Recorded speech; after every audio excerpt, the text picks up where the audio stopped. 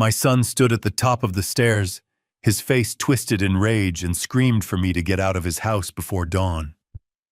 His wife stood right beside him, arms crossed, wearing a smirk that made my stomach turn. They thought I was just a broken, freeloading old man with nowhere to go. They thought they had finally won. So I did not argue. I did not beg. I simply picked up my battered suitcase and walked out into the pouring rain. What they did not know was that the very next morning I would wake up with $15 million in my bank account. And 3 weeks later, they would be the ones on their knees begging for their lives. If you are watching this, hit the like button and tell me where you are listening from in the comments. Now let me tell you exactly how this nightmare started. It was 11:30 at night on a miserable Tuesday. The cold rain was lashing aggressively against the tall windows of the 2-story house in Austin, Texas. It was a beautiful home, one that I had bought with my own sweat, blood, and missing sleep. But right now, the only sound louder than the rolling thunder was the sound of my own son Derek screaming at the top of his lungs. A heavy, sickening thud echoed through the long hallway. My old leather suitcase, the exact same one I had carried across countless state lines during my long days hauling freight, came tumbling down the hardwood stairs. It hit the bottom step with a loud crack and burst open, spilling my few personal belongings out onto the polished floor. I stood at the bottom of the staircase, completely frozen, staring up at the boy I had raised with everything I had. He was 42 years old, wearing an expensive silk robe that was ultimately paid for by my hard work, and he was acting like a cruel king, casting out a worthless peasant. "Get out of this house," Derek roared, his face flushed deep red with pure, unfiltered anger. "Get your trash, pack your things, and leave before dawn. Natalie cannot stand having you here for another second. We are done dealing with you." I slowly looked past him. Natalie, his 35-year-old wife, was leaning casually against the wooden railing. She did not say a single word, but her entire posture said everything I needed to know. She had her arms crossed tightly, her perfectly manicured nails tapping impatiently against her sleeve, and a smug, intensely satisfied smirk playing on her lips. She had been methodically chipping away at my relationship with my son for the last 5 years. She had spent countless hours planting toxic seeds of doubt, whispering in his ear that I was an annoying burden, a useless old relic taking up valuable space in their perfect modern upper-class life. Tonight, she was finally getting exactly what she wanted. I slowly bent down and began gathering my flannel shirts, my worn-out shaving kit, and the silver-framed photo of my late wife. My hands were rough and heavily calloused from decades of gripping a heavy steering wheel for 14 hours a day. I did not raise my voice in response. I did not let them see my hands shake. I simply looked up at Derek and spoke with a terrifying calm that I knew would infuriate him even more. "I paid for this roof, Derek," I said, my voice steady, cutting sharply through the thick tension in the room. "I paid for the floors you are currently standing on. Every brick, every shingle. 30 years of hauling freight across state lines, sleeping in cheap, dangerous truck stops, and missing your little league baseball games, just so I could make the massive mortgage payments on this place. I gave you this life." Derek scoffed loudly, rolling his eyes back into his head, as if my lifelong sacrifices were just an annoying bedtime story he was tired of hearing. He marched halfway down the stairs, pointing an accusatory finger directly at my face. "Oh, save the pathetic sob story, old man," he spat down at me. "That was decades ago. The deed to this house is in my name now. You transferred it to me, remember? You are nothing but a freeloading retiree living on a meager social security check. You eat our organic food, you take up our living space, and you contribute absolutely nothing to this household. You are a massive financial and emotional drain on this family." His words felt like a physical heavy blow right to the center of my chest. Yes, I had transferred the deed of the house to him 5 years ago. I thought I was securing his financial future, giving my only son a massive head start in life, so he would never have to struggle and scrape by the way I did when I was his age. I truly thought It was an act of profound parental love. Clearly, it was the single biggest mistake of my entire life. I had foolishly handed the keys of my kingdom to a spoiled, ungrateful brat and a venomous viper. "You are kicking your own father out into the street in the middle of the freezing night," I stated flatly, not as a question, but as a final depressing confirmation of his true character. Natalie finally chimed in, her voice dripping with artificial sweetness and hidden venom. "We are not kicking you out, Victor. We are just setting healthy boundaries for our marriage. We need our privacy as a couple. You are a grown man. Go find an apartment. Figure it out." Healthy boundaries. That was her absolute favorite catchphrase. She used those therapy words to justify every selfish, cruel, and manipulative act she ever committed against me. I looked back at Derek, searching his eyes desperately for even a tiny flicker of regret, hoping to see a shadow of the sweet little boy who used to wait by the living room window for my truck to pull into the driveway. But there was absolutely nothing left of that boy. There was just cold, arrogant, blinding entitlement. I could have easily fought him right then and there. I could have aggressively reminded him that I still had legal rights as a permanent resident of the property, that he could not just throw me out into the rain without a formal legal eviction notice. I could have called the local police and turned the night into a humiliating, loud public spectacle for the entire neighborhood to witness. But the hard truth was my gut intuition was screaming loudly at me. A man who has lived on this earth for 76 years learns exactly how to read a room. Their desperation was thick and completely palpable. The specific way they were aggressively pushing me out so abruptly, with zero warning, right in the middle of the night. It was not just about Natalie being annoyed by my physical presence. There was a strange urgency to it. A frantic, hidden panic in Derek's eyes. They needed me gone, and they needed me gone right this very second. Something else was happening in this house. Something dirty, something secretive. And I was not about to stay there and be their convenient little scapegoat when the walls inevitably came crashing down. So I snapped the rusty latches of my suitcase shut. I stood up completely straight, smoothing out the wrinkles in my old canvas jacket. I flat out refused to give them the satisfaction of a dramatic reaction. I did not shed a single solitary tear. I just gave Derek one last, deeply penetrating look, a heavy look that promised nothing but absolute finality. "Goodbye, Derek," I said quietly, my voice barely above a whisper. I turned my back on them forever. Opened the heavy oak front door and walked out. The cold, unforgiving Texas rain hit my face immediately, soaking straight through my thin jacket, but I did not stop walking. I walked straight down the long driveway, the loose gravel crunching loudly under my heavy work boots, leaving behind the beautiful house I had painstakingly built with my own two bare hands. I clearly heard the heavy front door slam violently shut behind me, immediately followed by the definitive metallic click of the deadbolt locking me out. They honestly thought I was walking out into the dark abyss. They fully believed I would be sleeping under a wet highway bridge by morning, completely broken, poor, and defeated. They had absolutely no idea who they were actually dealing with. I pulled my smartphone from my wet pocket and calmly opened my app to call a private luxury ride to the downtown Four Seasons Hotel. The rain was freezing cold, but the quiet fire burning deep inside my chest was hotter than it had been in over 30 years. I was not a weak, helpless victim. I was the silent founder of a massive transportation empire, and they had just made the absolute gravest miscalculation of their pathetic, miserable lives. The interior of the sleek black car was completely silent, a stark contrast to the vicious shouting match I had just endured. The soft leather of the back seat was warm against my chilled skin, and the steady, rhythmic sweeping of the windshield wipers pushing away the heavy Texas rain felt almost hypnotic. I sat quietly in the darkness, letting the cold water drip from my soaked canvas jacket onto the pristine floor mats.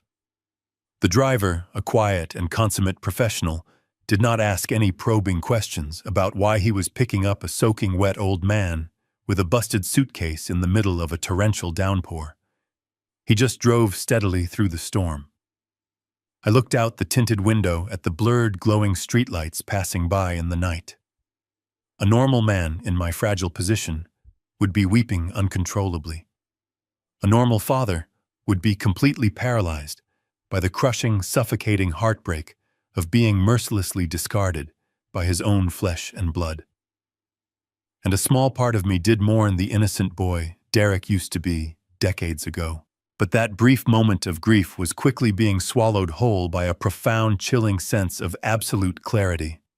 I had spent my entire adult life building a massive fortress for my family, enduring grueling hours to ensure they would never know the bitter, humiliating taste of poverty.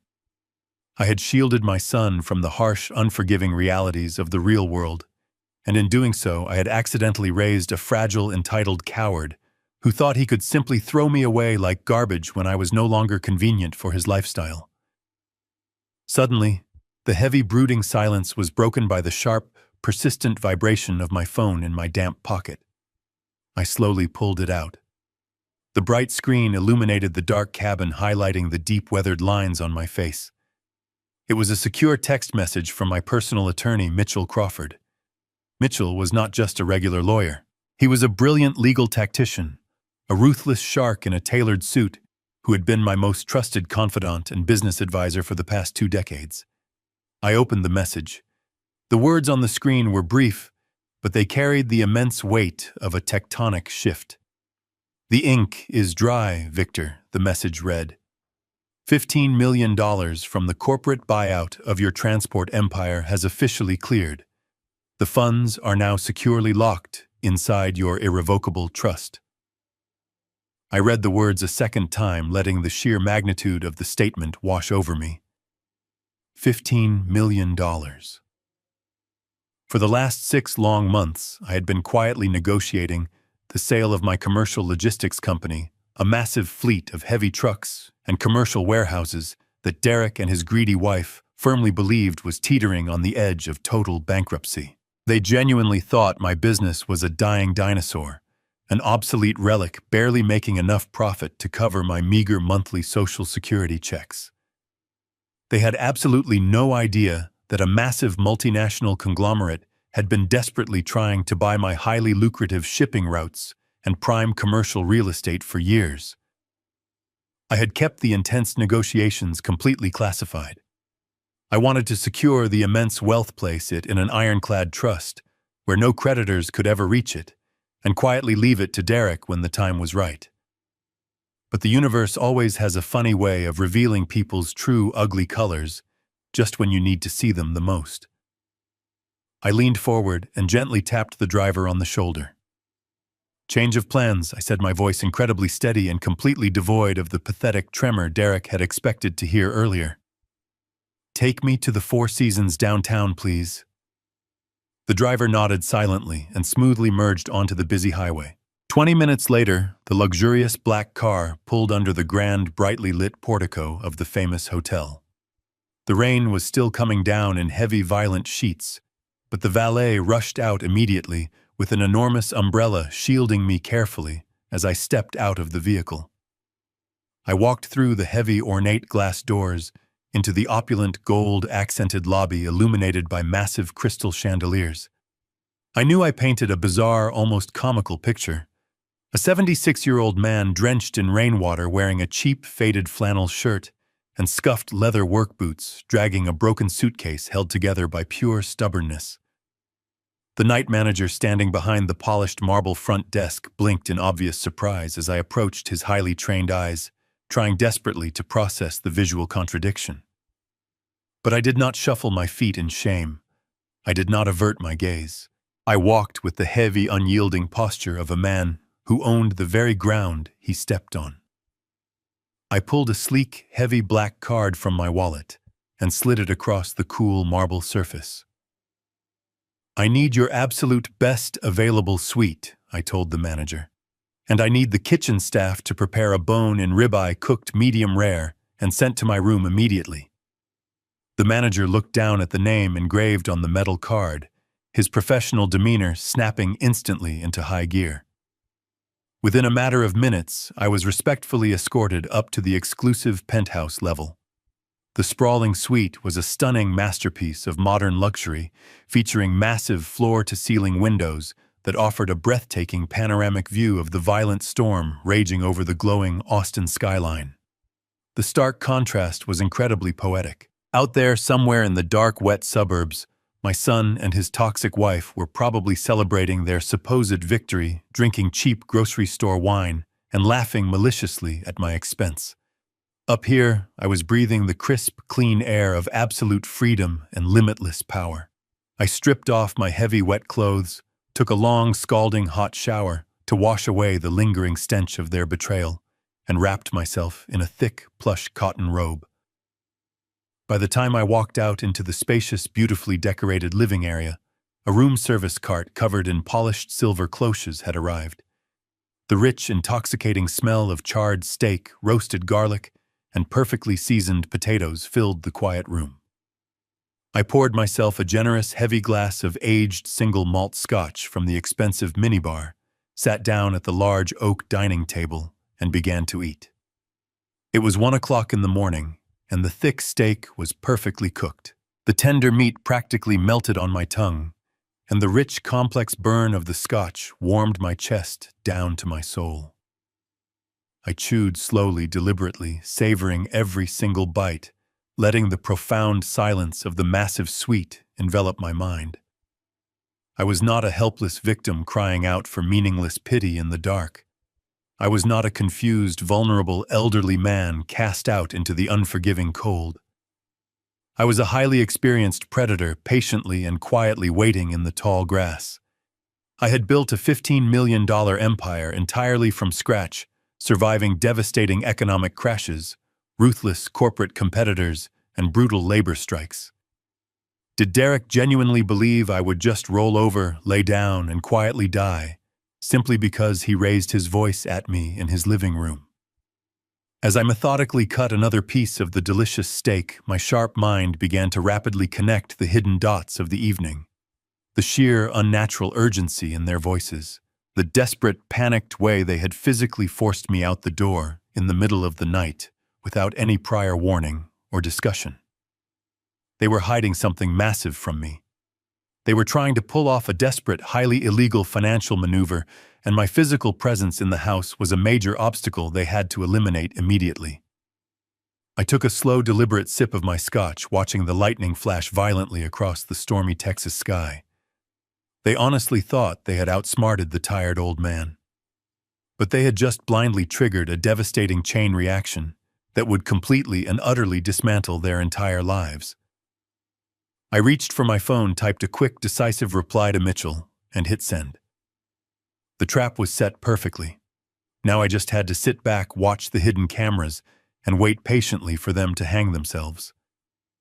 The morning sun pierced through the massive windows of the penthouse, casting long shadows across the hardwood floors. I stood near the glass, nursing a hot cup of black coffee, looking out over the sprawling city of Austin. The violent storm from last night had washed the sky clean, leaving behind a brilliant shade of blue. It was a brand new day, and for the first time in 4 decades, I did not have a heavy schedule of logistics meetings or freight negotiations waiting for me.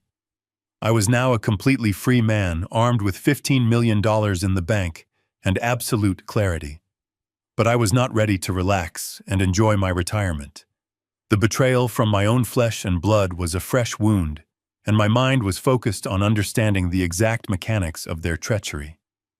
I walked away from the view and sat down at the heavy mahogany desk situated in the corner of the living room. I took a breath and flipped open my laptop. 5 years ago, when Derek and Natalie first moved into that house, the neighborhood experienced minor burglaries. Derek, always anxious but incapable of doing physical labor himself, begged me to secure the property. I spent an entire weekend crawling through the hot attic, wiring a high-definition security camera system. I installed discrete lenses in the hallway, the living room, the kitchen, and the garage. When I finished the grueling installation, I handed Derek the master control tablet and the administrative login credentials. Predictably, my son lost the password within the first 3 months and never bothered to reset it.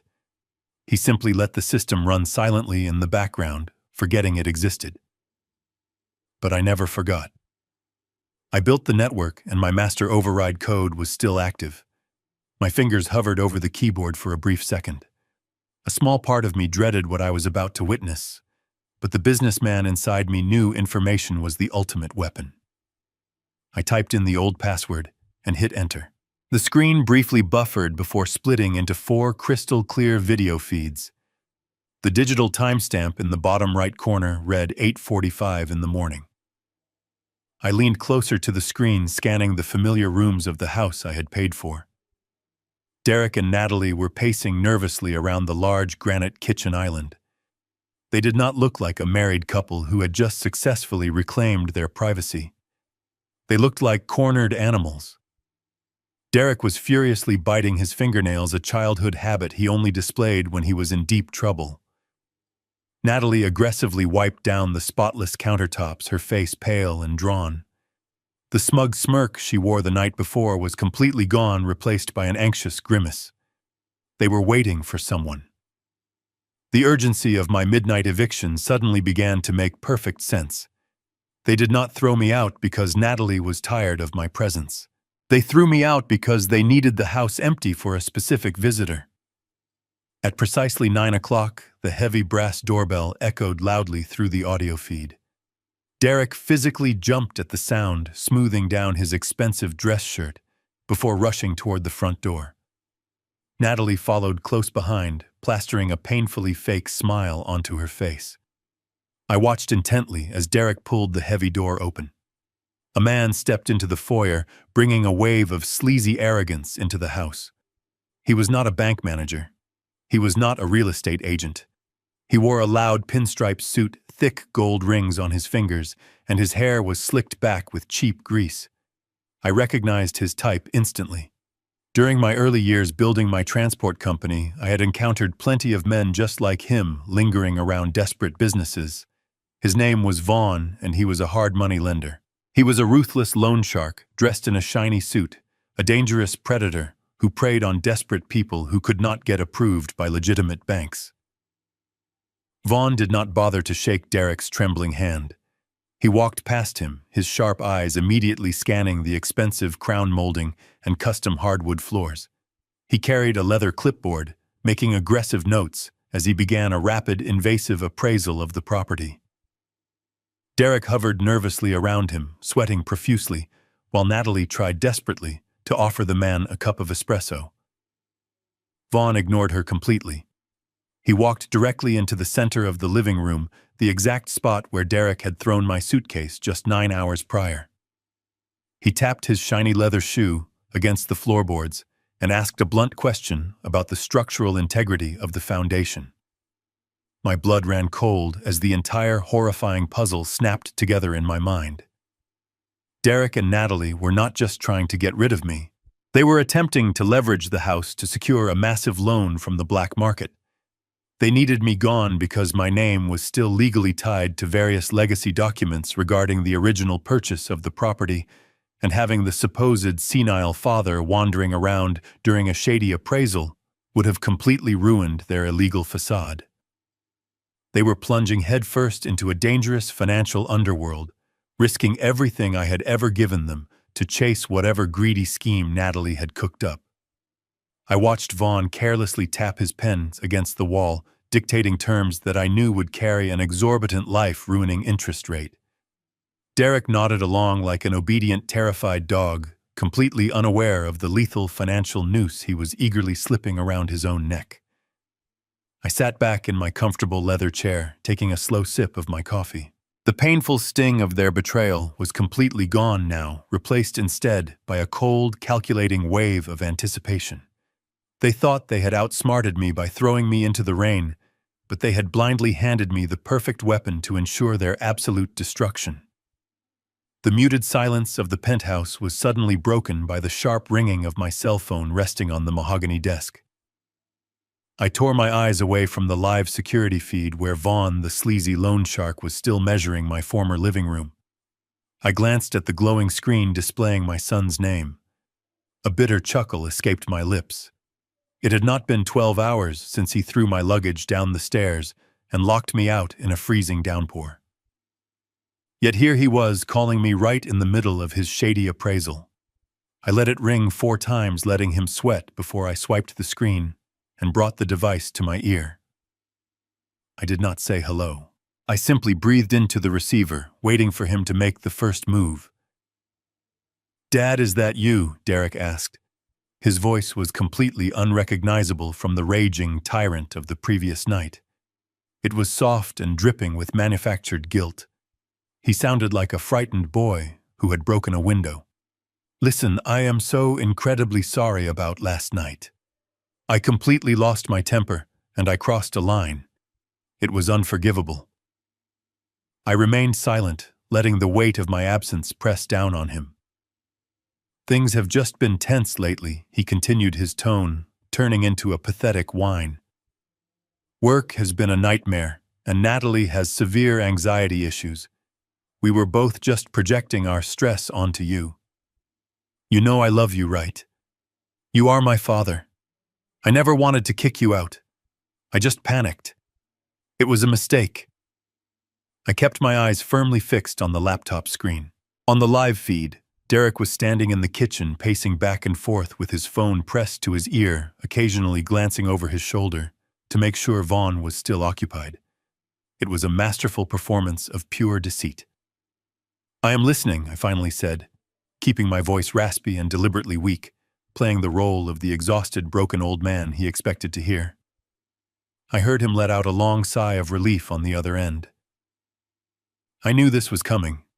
A predator like Derek never apologizes unless he needs to extract something from his victim. "Well, since we are clearing the air, I wanted to talk to you about something important," he said casually, attempting to sound entirely unconcerned.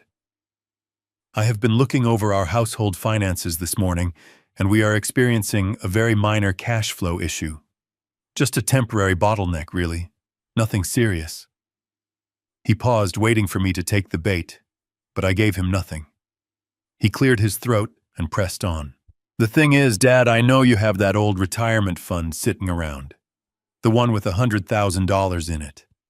If you could just lend that to me for a few months, it would really help us smooth things out. And of course, if you help us out, Natalie and I agreed that you can come back home.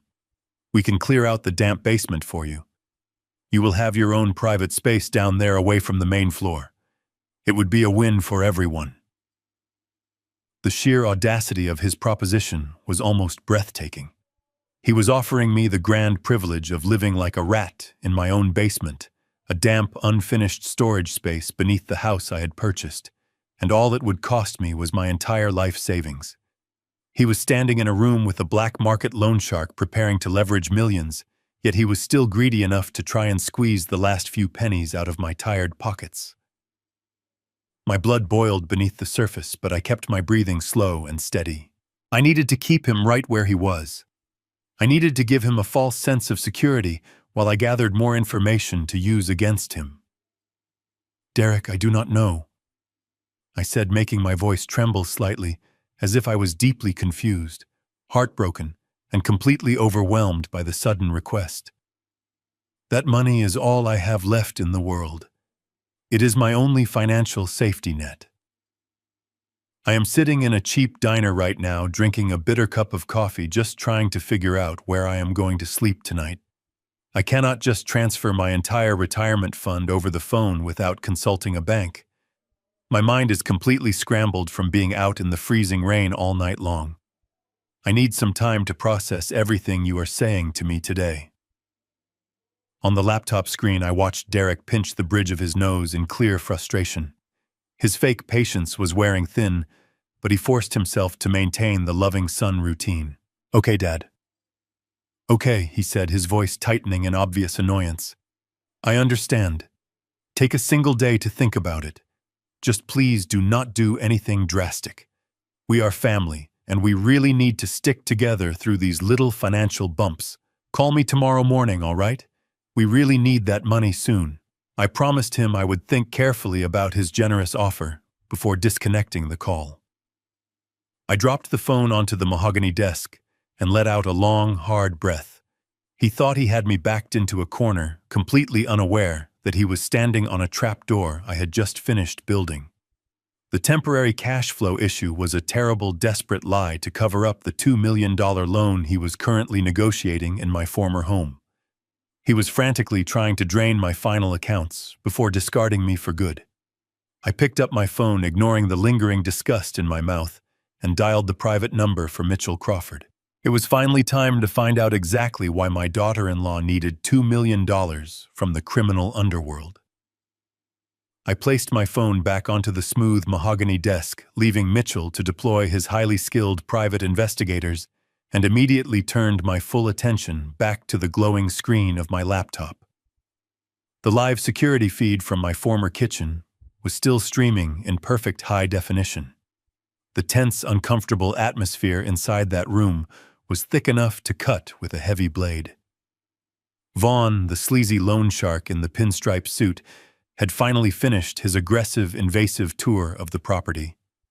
He casually pulled out one of the expensive leather bar stools, scraped it loudly against the pristine hardwood floor, and sat down at the large granite island.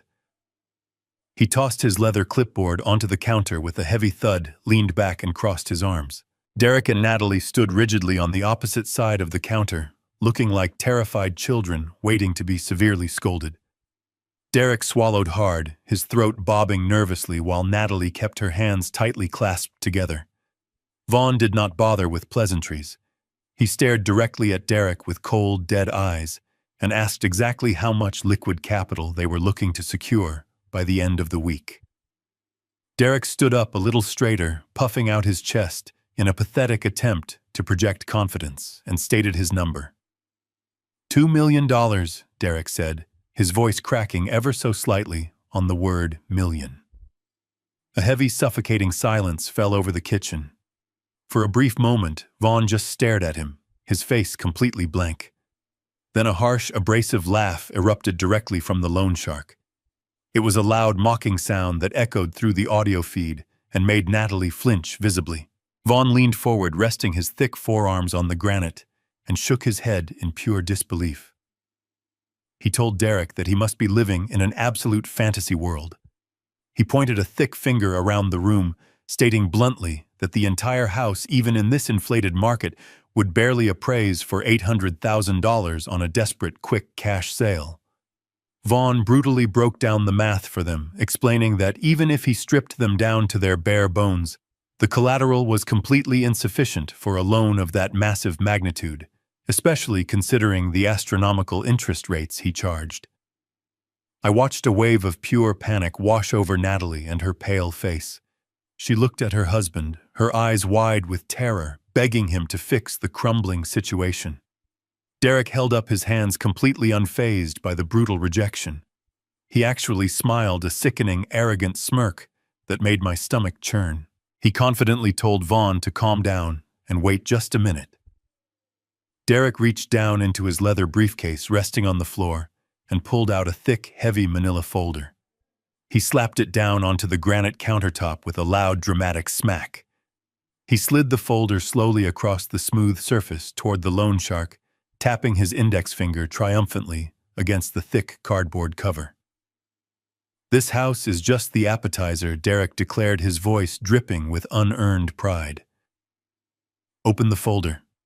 I have something much bigger and much more valuable to offer you." Vaughn looked highly skeptical, but his inherent greed got the better of him. He picked up the folder, flipped it open, and began scanning the documents inside. Through the high-definition camera positioned directly above the kitchen island, I could clearly see the distinctive letterhead of my commercial transport business. My heart began to pound, a slow, heavy rhythm against my ribs. Derek was offering my prized possession, the 5-acre commercial transport warehouse located right off the main industrial highway. It was a massive, highly sought-after piece of prime real estate that I had purchased 30 years ago when the area was just empty dirt. Now it was worth millions, and it served as the physical beating heart of my entire logistics operation. It was the crown jewel of my lifetime work. Vaughn raised his eyebrows in genuine surprise. He traced a thick finger down the property assessment papers, clearly impressed by the massive valuation and the prime industrial zoning. But Vaughn was a seasoned criminal, not a fool. He looked up from the papers and narrowed his eyes at my son. He pointed out the glaringly obvious problem with the proposed deal. He stated that the name on the official property deed was Victor Caldwell, not Derek Caldwell. He asked Derek exactly how he planned to leverage a multi-million-dollar commercial property that he did not legally own. That was the exact moment my son crossed a line from which he could never return. Derek leaned over the counter, lowering his voice into a conspiratorial whisper, as if he were sharing a brilliant secret. He looked Vaughn dead in the eye and delivered the ultimate treason with absolute chilling ease. "My father is a very sick, confused old man," Derek lied, his face an emotionless mask of pure deception. "His mind is completely gone. We actually had to move him into a secure, assisted living facility just last night for his own safety." Natalie nodded vigorously in agreement, playing the role of the deeply exhausted daughter-in-law perfectly. Derek reached back into the folder and pulled out separate legal papers. Because of his severe mental decline, Derek explained smoothly, "My father signed over full power of attorney to me years ago. I have total legal control over his entire estate and his finances. I can legally leverage that warehouse without his knowledge or his consent." I sat completely frozen in my comfortable chair, staring at the screen in pure horror and disbelief. The sheer magnitude of his cold betrayal was absolutely staggering. He was actively attempting to steal my entire legacy using an outdated, completely invalid hospital document from 10 long years ago. My son was an active, dangerous enemy, and he was going to pay for this ultimate crime. I closed the laptop with a soft, definitive click, severing the live feed of my former kitchen. The digital betrayal was temporarily out of sight, but the vile image of my son casually diagnosing me with severe mental decline burned brightly in my mind. I needed to get out of the penthouse.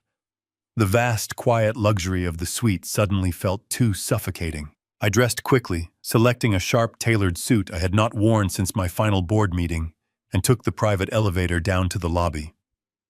My destination was a discreet, highly exclusive cigar lounge located in the heart of downtown Austin, a private establishment where the wealthy and powerful conducted their most sensitive business away from prying eyes. The heavy oak doors of the lounge opened to a dimly lit room wrapped in rich mahogany paneling and the thick aromatic scent of aged tobacco and expensive bourbon. I walked past the quiet murmurs of local politicians and corporate executives, making my way to a secluded leather booth tucked away in the deepest corner of the room. Mitchell Crawford was already waiting for me. My attorney looked sharp as ever, puffing methodically on a dark Maduro cigar, a thick leather briefcase resting heavily on the table in front of him. I slid into the booth across from him, ordering a neat glass of scotch from the silent waiter, who immediately appeared and vanished just as quickly. Mitchell did not offer a warm greeting. He knew me too well, and he could see the cold, calculating fury radiating from my posture. I recounted the entire horrifying conversation I had just witnessed through the security cameras. I told him exactly how Derek had confidently presented an outdated, decade-old medical power of attorney to a black market loan shark attempting to leverage the 5-acre commercial warehouse. Mitchell simply nodded, tapping his cigar ash into the crystal tray. He assured me with a predator's calm that the old legal document was completely useless. The warehouse had been legally transferred to the multinational logistics corporation 3 days ago as part of the massive $15 million buyout. Derek was currently trying to pawn a phantom asset. The legal trap was already set in stone, but the core mystery still remained completely unsolved. Why does a 42-year-old vice president with a comfortable 6-figure salary suddenly need $2 million in untraceable high-interest cash? I asked, leaning forward over the polished table. It makes absolutely no sense. Even with their ridiculous spending habits, the organic groceries and the designer clothes, Derek makes more than enough money to float their lifestyle. What kind of catastrophic hole did he manage to dig for himself in such a short amount of time? Mitchell smiled grimly and reached for the brass latches of his heavy briefcase. He popped them open with a sharp click and pulled out a thick, meticulously organized dossier compiled by his elite team of private investigators. He slid the heavy folder across the table toward me. My investigators have been tearing through his financial footprint all morning. Mitchell explained, his voice low and steady. We pulled his bank statements, his credit histories, and his recent wire transfers. You are absolutely right, Victor. Derek is not the one burning through the cash. Your son is certainly arrogant, entitled, and weak, but he is not a degenerate gambler or a secret drug addict. The massive financial bleed is not coming from him. I opened the heavy folder, my eyes scanning the dense rows of highlighted banking transactions and forensic accounting summaries. The numbers painted a very clear, deeply disturbing picture. Over the last 18 months, hundreds of thousands of dollars had been systematically drained from Derek's primary checking and savings accounts. The money was being aggressively funneled into a newly registered limited liability company. I looked up at Mitchell, waiting for the explanation. The money is for Natalie. Mitchell stated flatly, taking another slow draw from his cigar. Your lovely daughter-in-law has been quietly siphoning off every single spare dollar of the family funds to finance what she calls a boutique fitness startup. According to the corporate filings, it is an exclusive high-end Pilates and wellness center. She convinced Derek that she was going to be the next major female entrepreneur in Austin. She promised him massive returns, telling him they would double their net worth within a year if he just provided the initial seed capital. I stared down at the documents, feeling a strange mixture of utter disgust and dark amusement. Natalie had always carried herself with such unearned superiority, acting as if she were a brilliant business mind forced to tolerate my blue-collar background. Now the truth was laid bare right in front of me. She was nothing but an opportunistic parasite systematically bleeding my son dry to fund a completely delusional vanity project. And Derek, blinded by his desperate need to keep his demanding wife happy, had foolishly handed over the keys to his financial ruin. But the numbers still did not fully align. I tapped my finger against the highlighted total of the siphoned funds. This shows she has already drained roughly $400,000 from his legitimate accounts. I noted, carefully analyzing the spread of the data. That explains why his savings are completely wiped out, but it still does not explain the sheer panic I witnessed this morning. It does not explain why she suddenly needs an immediate injection of $2 million from a dangerous criminal like Vaughn. A local fitness studio does not require that kind of massive overnight capital. Mitchell leaned across the table, his eyes locking onto mine with an intensity that sent a sudden sharp chill down my spine. That is because the fitness studio is a complete lie, Victor, he whispered softly. Turn to the last page of the dossier. You need to see exactly where that money is really going. I slowly reached out and pinched the thick edge of the heavy paper, flipping to the very last page of the extensive dossier. I braced myself for a complex offshore banking scheme or a hidden gambling debt. Instead, I found myself staring at glossy surveillance photographs. They were pictures of my daughter-in-law, Natalie. But she was not wearing her usual conservative business attire, and she was certainly not sitting in a corporate boardroom negotiating a commercial lease for a wellness center. She was lounging on the pristine white deck of a luxury catamaran, wearing a tiny designer swimsuit, laughing uproariously with a cocktail in her hand. And wrapped tightly around her waist were the muscular tanned arms of a man who was most definitely not my son. I stared at the young, arrogant face of the stranger. He looked like he barely had to shave. Mitchell leaned back against the leather booth, swirling the amber liquid in his glass. His name is Lance Mitchell, said, his voice laced with heavy disgust. He is 25 years old. He is a freelance personal fitness instructor with absolutely no business background, no college degree, and no physical studio space. He does have an active social media presence and an extremely close relationship with your daughter-in-law. I kept my eyes glued to the photographs. There were dozens of them.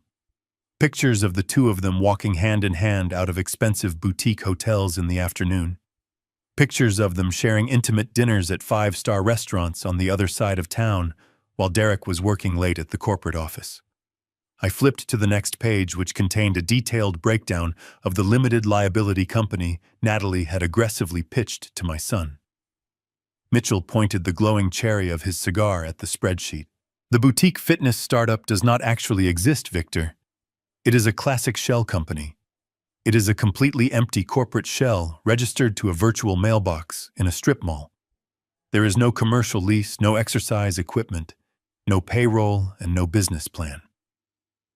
Every single dollar that Derek transferred into that corporate account was immediately funneled out and deposited directly into Lance's private checking account. I traced my finger down the long column of stolen money. It was sickening. Derek thought he was providing crucial seed capital to empower his ambitious wife. He proudly believed he was acting as an angel investor for a brilliant local entrepreneur. In reality, he was blindly financing a passionate, illicit affair. My son was literally paying for the romantic tropical vacations, the expensive imported sports cars, and the luxury designer watches of the man sleeping with his wife. The sheer magnitude of Derek's stupidity was almost difficult to comprehend. How could a man in his 40s be so oblivious to the massive deception happening directly under his own roof? How could he not notice the missing hundreds of thousands of dollars, or the obvious lies about the non-existent fitness studio? Because he is desperate, Mitchell answered accurately, reading the silent question written all over my face. Derek is deeply insecure. He has spent his entire marriage terrified that Natalie is going to leave him for someone younger and more exciting. So when she finally came to him with a grand vision flattering his ego and begging for his financial support, he handed over his bank accounts without asking a single logical question. He wanted to be her hero, and now she has completely bled his legitimate accounts dry. That brings us to the $2 million, I murmured, the dark pieces of the puzzle finally sliding firmly into their proper places. I looked up from the dossier, meeting Mitchell's sharp gaze. Natalie knows Derek is out of liquid cash. She knows the well is dry, so she convinced him to take out a black market loan against his own home and my commercial warehouse. She told him the fake business needed a massive immediate injection of capital to secure a prime commercial location, or the entire imaginary enterprise would collapse. And Derek, terrified of failing her and losing his precious wife, is eagerly willing to commit federal fraud and risk his own life to get her that money. Mitchell nodded slowly, a grim smile touching the corners of his mouth. Exactly. She is pushing him to leverage everything he has left and everything he can steal from you. And once that money hits the joint account, what do you think she is going to do with it? She is going to take it and run. I stated, the cold reality settling heavily in the center of my chest. She is going to transfer that massive lump sum directly to Lance, pack her designer bags, and vanish before the ink on the loan documents even has a chance to dry. She will leave Derek completely bankrupt, facing foreclosure, and owing $2 million to a violent loan shark who will not hesitate to break his legs. The ruthless nature of her plan was genuinely staggering. She was not just cheating on my son. She was meticulously constructing a financial guillotine, positioning his neck perfectly on the chopping block and preparing to drop the heavy blade. A normal father might have felt an overwhelming urge to intervene.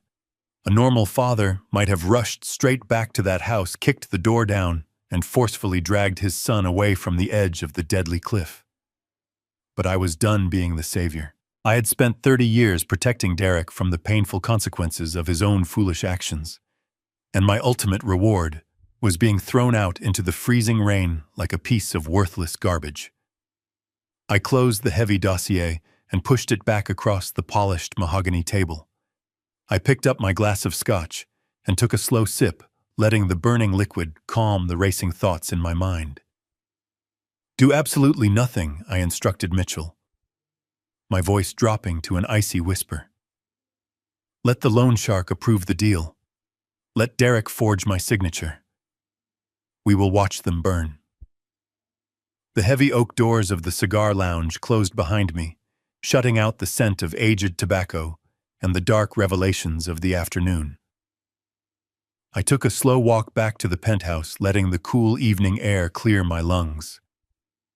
The city of Austin was winding down the bustling streets, gradually giving way to the quiet hum of the night. But inside my mind, the gears were turning with a relentless mechanical precision. By the time I returned to the luxurious suite, it was past midnight. The massive skyline was a glittering blanket of lights outside the floor-to-ceiling windows. I did not bother turning on the interior lights. I walked straight to the mahogany desk, sat down in the heavy leather chair, and opened my laptop. The screen illuminated the dark room with a pale, ghostly glow. I connected to the security camera network in my former home. I fully expected to see the house completely dark with Derek and Natalie fast asleep in their expensive bed. Instead, the dining room camera feed showed a scene of frantic, nervous energy. The bright chandelier hanging over the long mahogany dining table was turned up to its maximum brightness, casting a harsh, unforgiving light over the room. Scattered across the polished wood surface were dozens of loose papers, several heavy legal binders, and an assortment of black ink pens.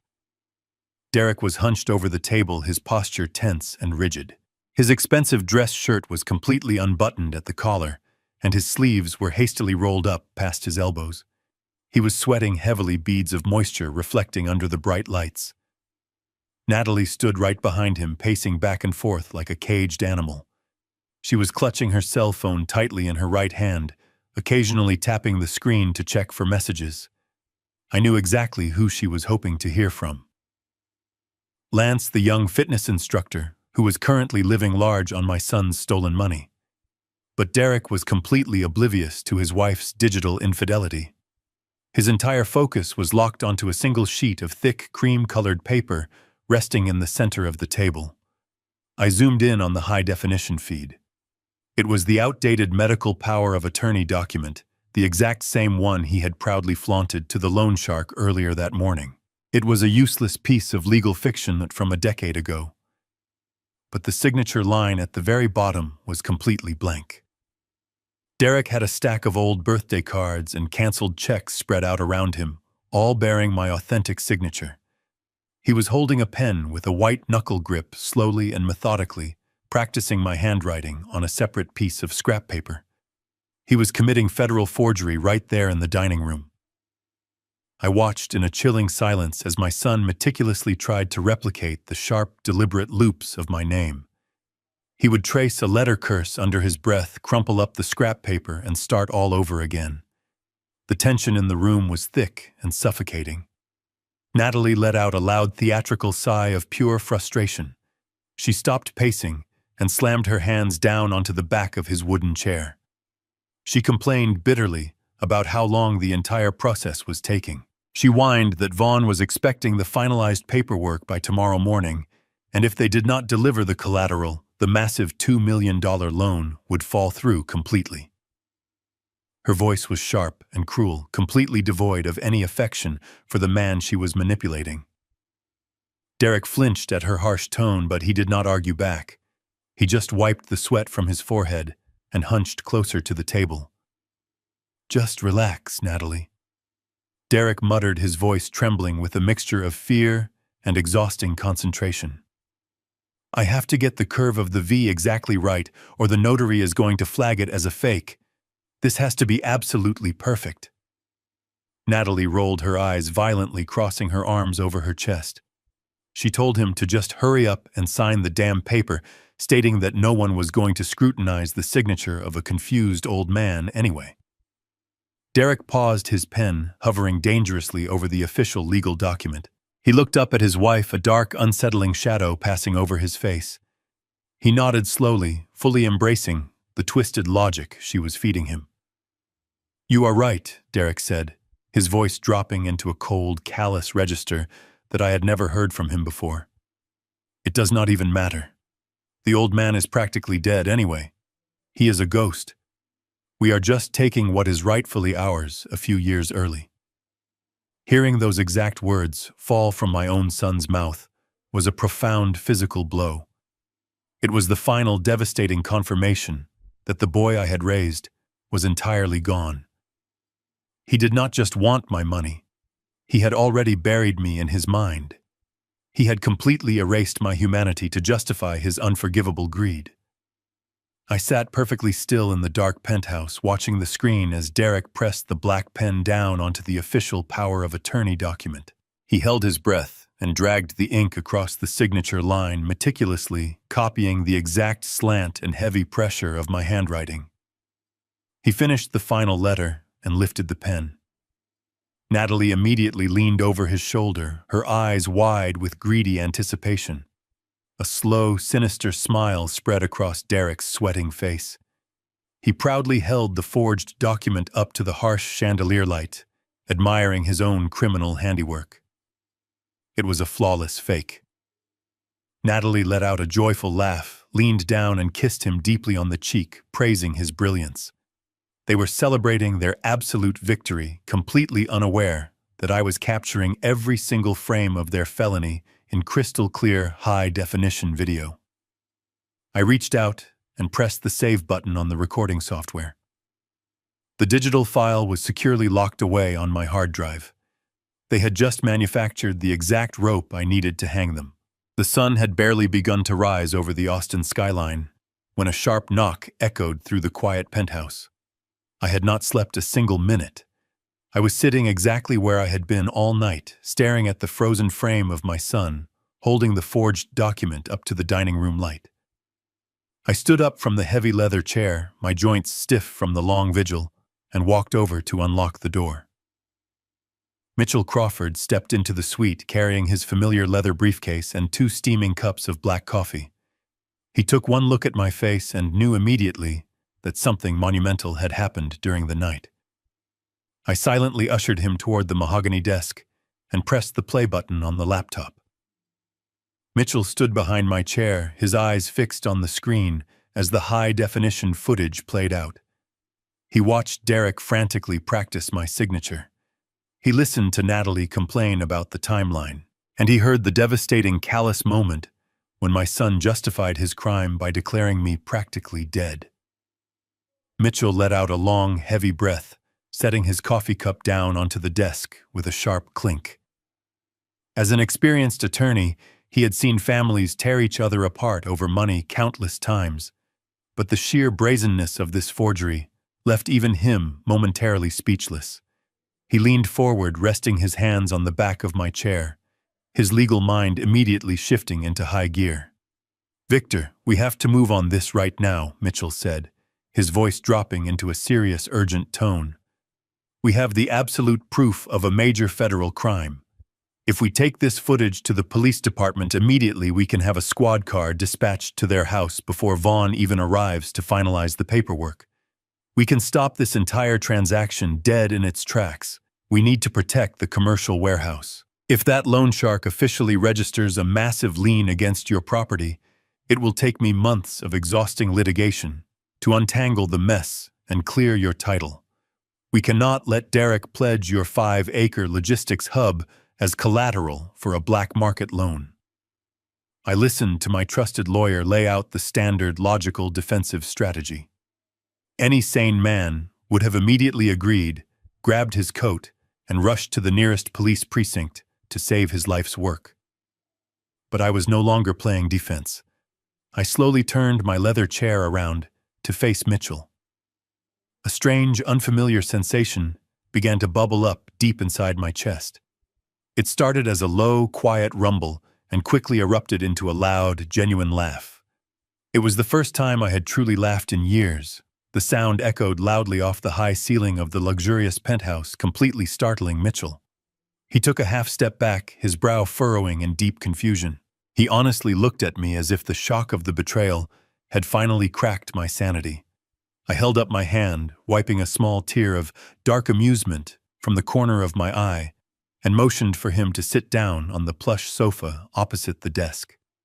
"Mitchell," I said, my voice rich with a deep, satisfying calm, "you do not need to worry about the title to the warehouse, and we are certainly not calling the police to stop the loan.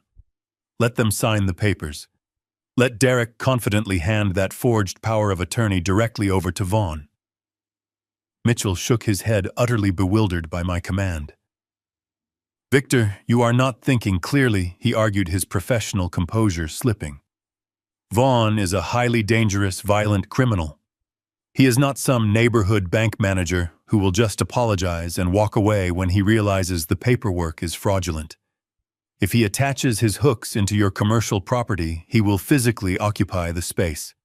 He will send armed thugs to your loading docks. You cannot afford to let your crown jewel get tied up in a violent underworld dispute. It is your most valuable asset. I smiled warmly at my friend, leaning back into the comfortable leather chair. That is where you are completely wrong, Mitchell, I replied smoothly. It is no longer my asset. Mitchell froze, his eyes widening as the profound implication of my words slowly began to register in his sharp legal mind. I laced my fingers together, enjoying the absolute brilliance of the situation. I reminded Mitchell about the final intense stages of the $15 million corporate buyout that we had successfully closed 3 days ago. The massive multinational logistics corporation that purchased my company had demanded the absolute rights to the 5-acre transport warehouse as the central condition of the deal. The massive property was the literal crown jewel they were after. And 3 days ago, while Derek and Natalie were busy planning how to kick me out into the rain, I had legally transferred the official property deed. The warehouse currently belonged to a ruthless multi-billion-dollar global conglomerate. It was fully protected by an army of aggressive corporate lawyers and a highly trained, heavily armed private security force. My son is currently attempting to pledge a phantom asset. I explained the cold reality of the trap settling perfectly over the room. He is desperately promising a dangerous loan shark a piece of commercial real estate that I no longer own. If we stop the loan now, Derek gets arrested for attempted forgery, but he ultimately survives. He goes to a comfortable white-collar prison for a few months, and Natalie immediately files for divorce, playing the innocent, victimized wife. I am not going to allow that to happen. I ordered Mitchell to stand completely down. We will let the criminal transaction proceed without a single interruption. When the exorbitant interest payment comes due, and Vaughn attempts to violently seize his collateral, he will hit a massive, impenetrable wall of corporate security. They built their gallows. They built their gallows. Mitchell nodded slowly, understanding the sheer gravity of my plan, and quietly packed up his leather briefcase. Over the next 48 hours, I remained securely secluded inside my luxurious penthouse, meticulously monitoring the digital breadcrumbs of my son's catastrophic mistake. Thanks to the comprehensive forensic accounting software Mitchell's team had discreetly installed on Derek's compromised home network, I had a perfect unrestricted front-row seat to the financial execution. It happened on a quiet Thursday afternoon. The digital banking alert flashed across my laptop screen with a harsh, bright red notification. The hard money loan had been officially approved. Vaughn, the sleazy predator in the pinstripe suit, had accepted the flawlessly forged power of attorney and the completely useless collateral without asking any further questions. A massive, heavy wire transfer of exactly $2 million successfully cleared the banking system and landed directly into Derek's primary joint checking account.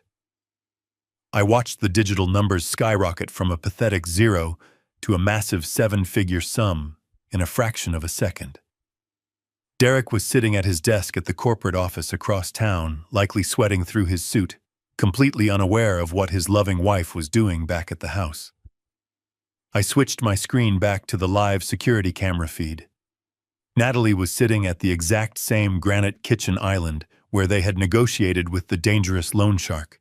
She had her sleek silver laptop open, and her fingers were flying across the keyboard. She did not look anxious or afraid. She looked absolutely exhilarated. A wide, predatory smile was stretched across her beautiful face, her eyes gleaming with the dark thrill of the ultimate theft. I pulled up the mirrored screen of her internet browser. She was actively logged into their joint banking portal. She did not even wait a full hour for the dust to settle. Without a single second of hesitation or a brief flicker of remorse for her husband, Natalie initiated an international wire transfer. She carefully typed in the complex routing number for an untraceable offshore bank account, located in the Cayman Islands. The account belonged to Lance, her 25-year-old fitness instructor lover.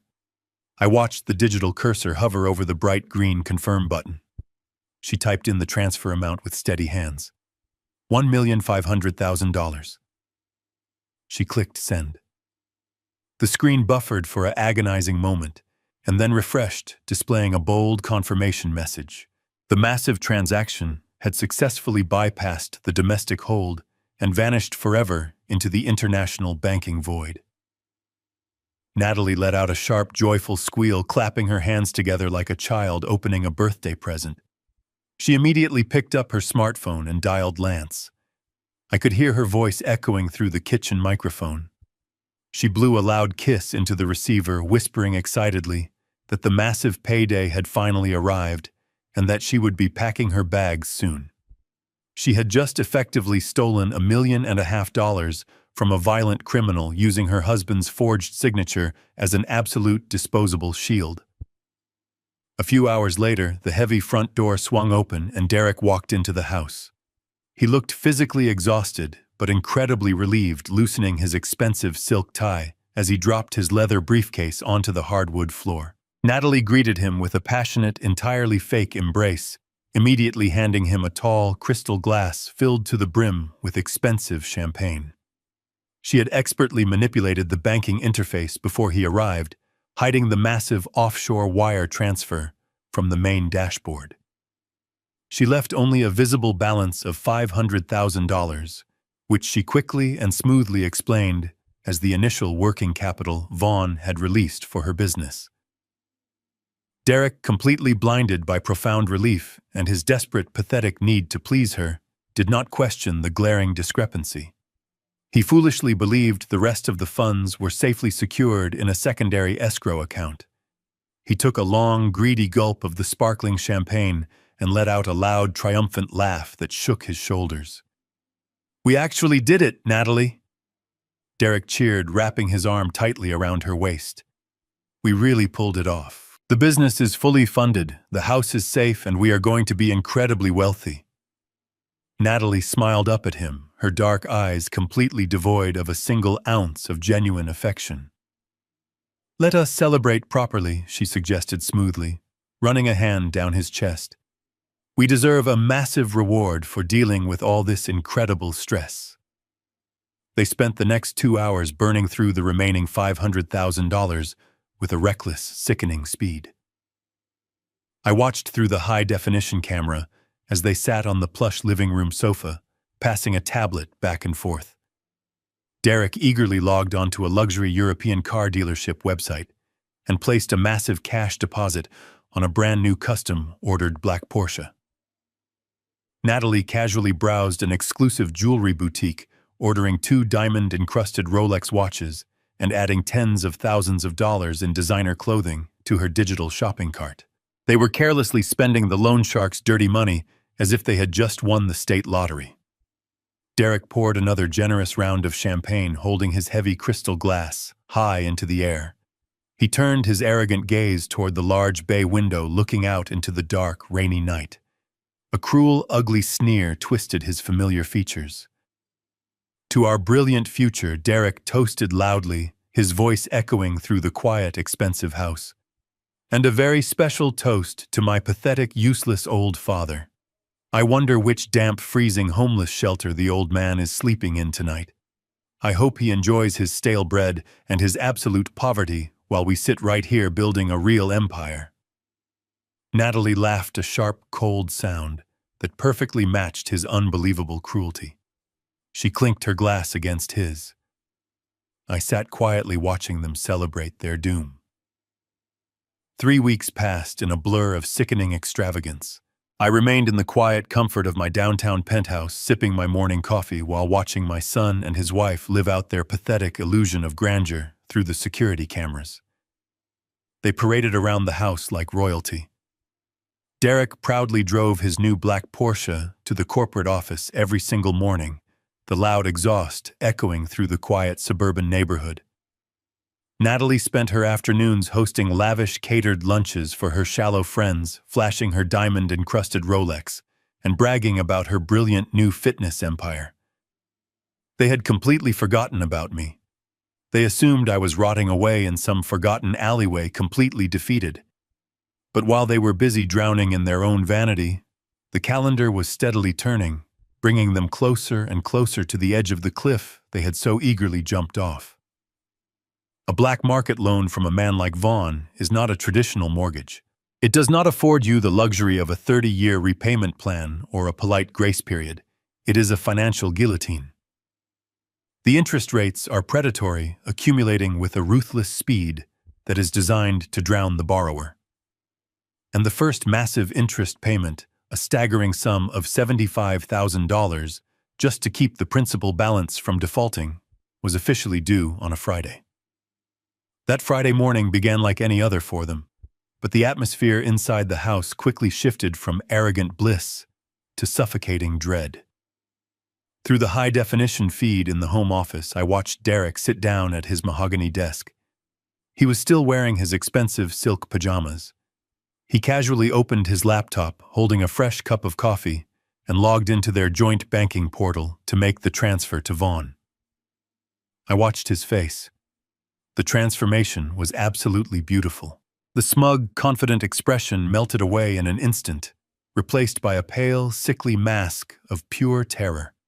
He leaned closer to the screen, his eyes wide, frantically clicking the refresh button, as if the bank had made a terrible clerical error. But there was no error. The account balance was terrifyingly low. The $500,000 they had kept from the initial wire transfer was completely gone. In just 21 days, they had managed to burn through $500,000 of stolen money. They had paid cash for the luxury sports car. They had bought tens of thousands of dollars in designer clothing, vintage wines, and custom furniture. They had eaten at the most exclusive restaurants in the city every single night, ordering the most expensive bottles of champagne on the menu to celebrate their hollow victory. Derek stared at the 2-digit number remaining in his checking account, his breathing becoming shallow and rapid. A cold sweat broke out across his forehead. The coffee cup trembled in his hand before he carefully set it down to avoid spilling it. He frantically opened a new tab, checking his personal credit cards. They were all completely maxed out. He checked his corporate expense account, but he had already drained his permissible advance. The reality of his situation crashed down on him with the crushing weight of a falling building. If he did not wire $75,000 to Vaughn by the end of the business day, the loan shark would officially declare the loan in default. He would initiate the immediate seizure of the collateral, and he would send his violent associates to the house to collect his due. Derek stood up from his desk, his chair scraping loudly against the hardwood floor. He ran a trembling hand through his hair and stumbled out of the office. He found Natalie sitting on the plush living room sofa, mindlessly scrolling through her smartphone while a daytime television show played in the background. She looked completely relaxed, entirely unconcerned with the impending financial apocalypse. Derek approached her slowly, his voice tight and unnaturally high-pitched. "Natalie, we have a massive problem," he stammered, his hands shaking as he held up his phone to show her the empty banking application. "The account is completely drained. We spent everything. I just tried to schedule the first interest payment for the loan, and the transaction was declined for insufficient funds." Natalie did not even look up from her screen. She casually flipped her hair over her shoulder and sighed, acting as if he had just told her they were out of organic milk. "Well, just move some money over from your savings account, Derek," she replied dismissively. "I am very busy finalizing the marketing materials for the studio launch next month. I do not have time to micromanage your banking errors." Derek dropped to his knees in front of her, physically blocking her view of the television. His face was a portrait of absolute desperation. "Natalie, you are not listening to me," he pleaded, his voice cracking with rising panic. "There is no savings account. We emptied it to fund your startup, remember? There is absolutely nothing left. Vaughn expects $75,000 by 5 o'clock today. If we do not pay him, he is going to take the house. He is going to ruin us." Natalie finally looked up, her dark eyes flashing with calculated annoyance. She slowly set her phone down on the glass coffee table. She knew exactly what was happening. She knew the remaining $1.5 million was sitting safely in an offshore account waiting for her and her young lover. But she had to maintain the elaborate fiction just a little bit longer. Derek grabbed her hands, his grip tight and desperate. "I need you to pull some capital from the fitness business," he begged, his eyes wide and pleading. "I know the startup funds are tied up, but you have to reverse a transaction. If Vaughn defaults this loan, I will go to federal prison for forging that document. Please help me."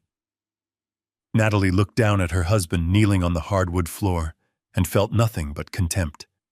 She coldly pulled her hands away from his desperate grip and stood up. She told Derek to stop crying and promised to call her business partner to arrange the transfer. She confidently turned her back on him and walked upstairs to the master bedroom, locking the heavy wooden door behind her. Through the camera feed in the hallway, I watched her shadow move beneath the doorframe. Thanks to the comprehensive digital surveillance Mitchell had placed on her mobile devices, I was able to listen to the audio of her private phone call. Natalie tapped the speed dial for Lance, expecting to hear his charming, youthful voice on the other end. She was ready to tell him it was finally time to execute the last phase of their plan, to pack their bags and board the first-class flight to the tropical paradise they had been dreaming about. Instead of his smooth greeting, she was met with a harsh synthetic dial tone. A robotic female voice echoed through the speaker, stating that the number you have reached is no longer in service. Natalie lowered the phone from her ear, a deep frown wrinkling her perfectly smoothed forehead. She let out an annoyed huff, assuming Lance had simply forgotten to charge his phone or was out of a cellular coverage zone. She quickly dialed the number a second time, pacing back and forth across the thick bedroom carpet. The exact same robotic voice delivered the exact same cold message. The number was completely disconnected. A tiny sharp prick of genuine fear finally pierced through her arrogant armor. She opened her text messages, scrolling through the hundreds of romantic notes and heart emojis they had exchanged over the last year. She typed a rapid, demanding message asking him where he was and hit send. A bright red exclamation point immediately appeared next to the text bubble. The message could not be delivered. He had completely blocked her on every single platform. Her breathing started to accelerate. She rushed over to her expensive leather purse, grabbing her keys. She flew out of the master bedroom, completely ignoring Derek, who was still sitting in the living room holding his head in his hands.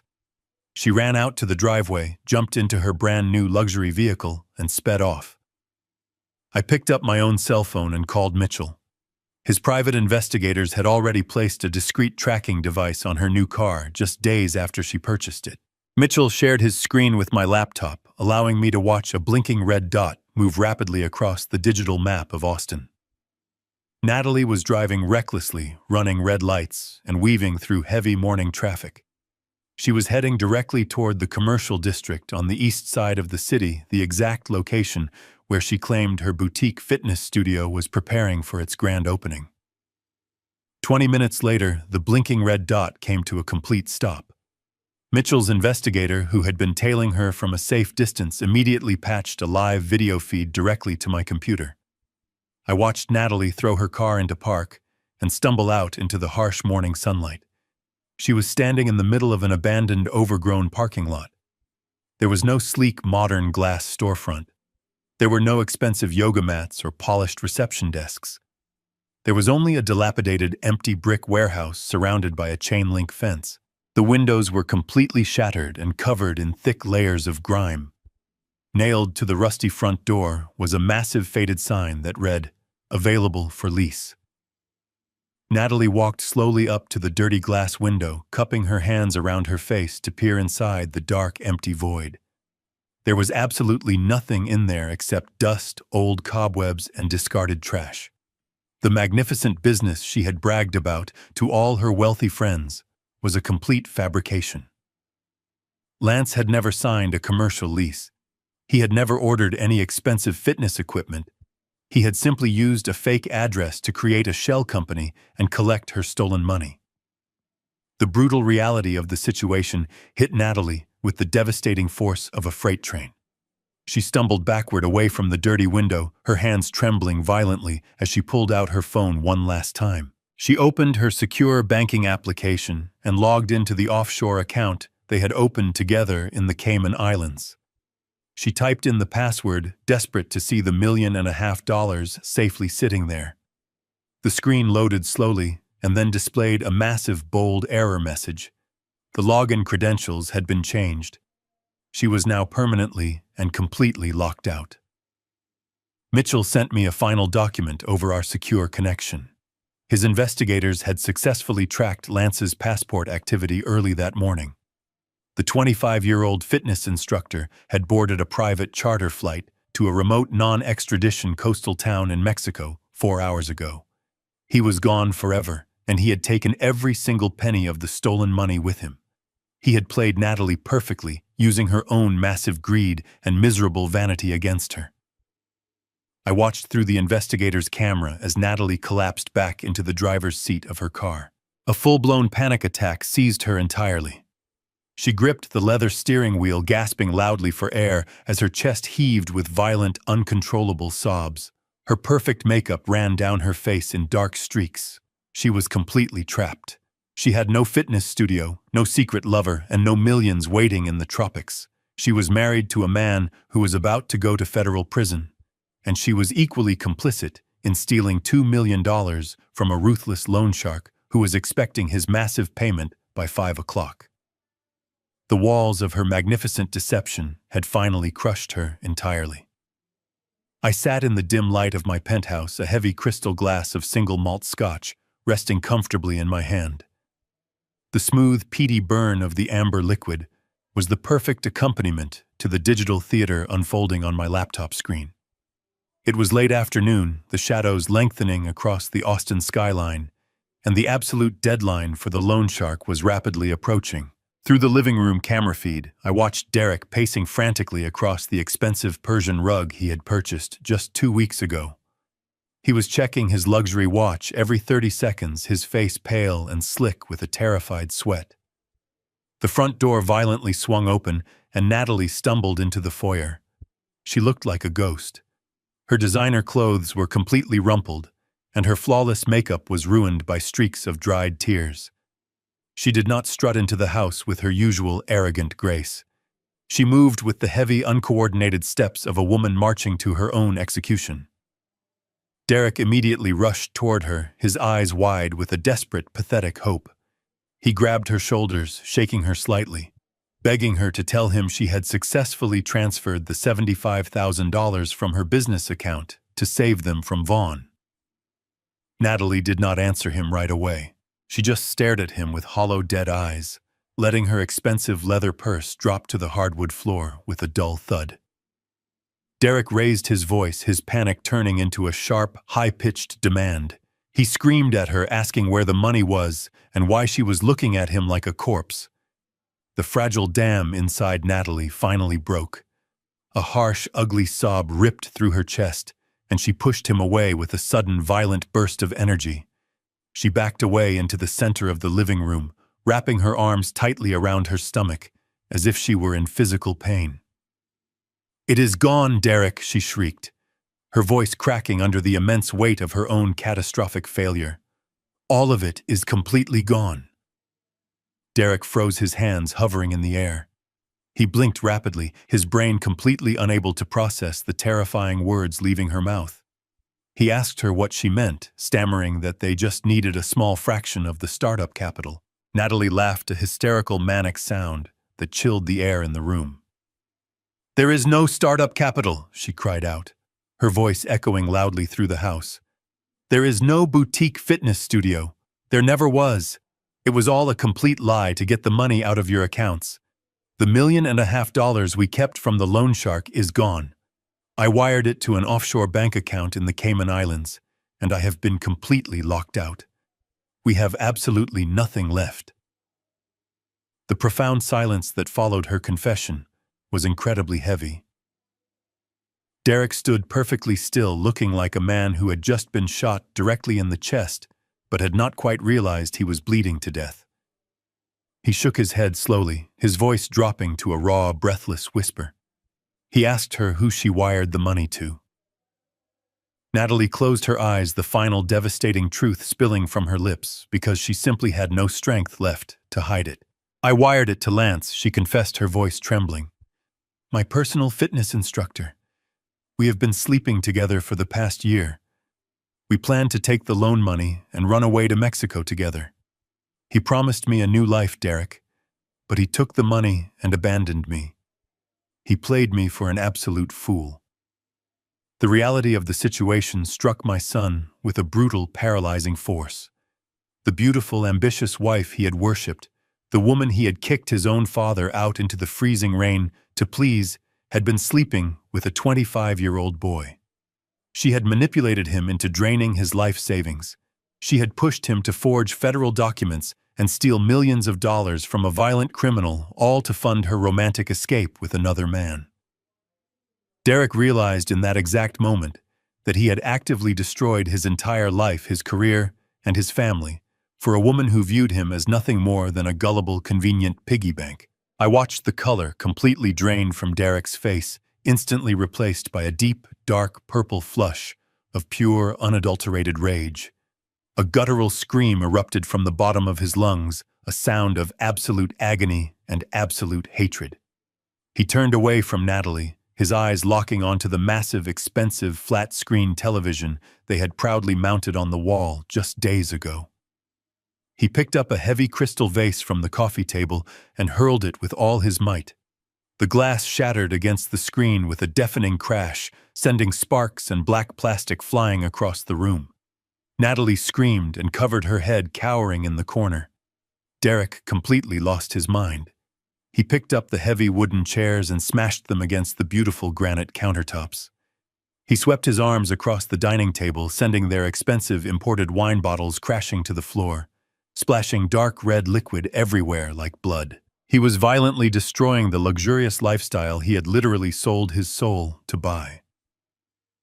I sat in my quiet penthouse, taking a slow, satisfying sip of my scotch. I did not feel a single ounce of pity.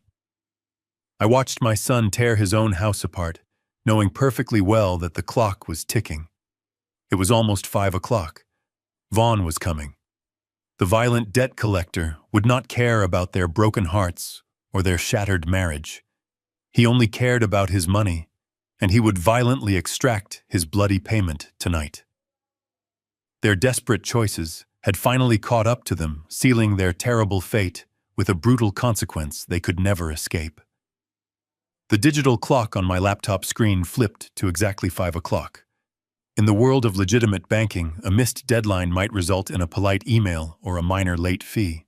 But in the dark, unforgiving underworld of black market lending, 5 o'clock was the absolute threshold between a business transaction and a violent collection. I leaned back in my leather chair, watching the numbers shift, and imagined the sheer anger boiling over in Vaughn's office. He had checked his accounts. The $75,000 payment was not there. Derek and Natalie had officially defaulted on their massive loan. Vaughn was not the type of man to grant an extension. He was a predator who demanded immediate satisfaction, and he had a legal document that gave him the absolute right to seize his collateral. Across town, the sun began to dip below the horizon, casting long shadows over the industrial district. Vaughn mobilized his collection team. He did not send men in business suits. He dispatched 3 heavy black sport utility vehicles filled with armed, intimidating thugs. Their primary target was the crown jewel of the collateral, the 5-acre commercial transport warehouse. Vaughn wanted the property secured, the locks changed, and the premises cleared before midnight. He fully expected his men to roll up to the facility, intimidate a sleepy night watchman, and take total control of the massive logistics hub. He assumed it was still owned by a frail, senile old man who had completely lost his mind. But when the 3 black vehicles aggressively pulled up to the main gates of the warehouse facility, they did not find an old padlock and a lonely security booth. Instead, they hit an impenetrable fortress. The multinational logistics corporation that had purchased my business 3 weeks ago did not take chances with their multi-million-dollar assets. The original chain-link fence had been completely replaced with towering, reinforced steel barriers. Massive floodlights illuminated the entire perimeter, turning the dark evening into bright daylight. As Vaughn's men stepped out of their vehicles carrying heavy crowbars and weapons tucked into their jackets, they were immediately met by a highly trained private security force. These were elite corporate contractors, wearing tactical gear, holding automatic rifles at the ready, and accompanied by trained guard dogs. The lead thug, a massive man with a thick neck and a scarred face, stepped forward. He arrogantly waved the forged deed in the air, shouting that they were officially repossessing the property on behalf of a private lender.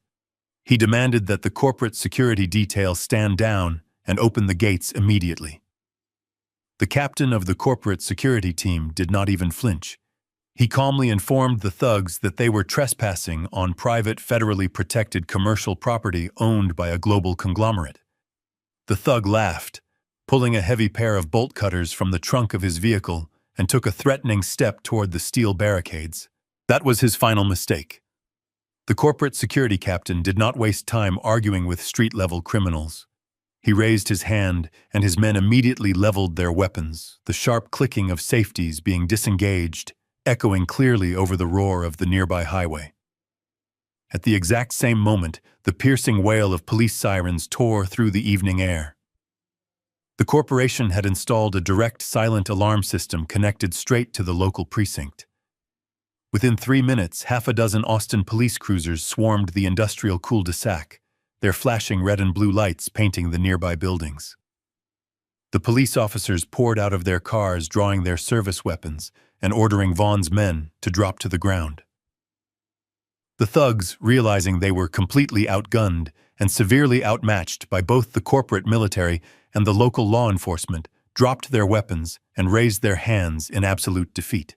I listened to the entire chaotic scene unfold through an encrypted police scanner application running quietly on my laptop.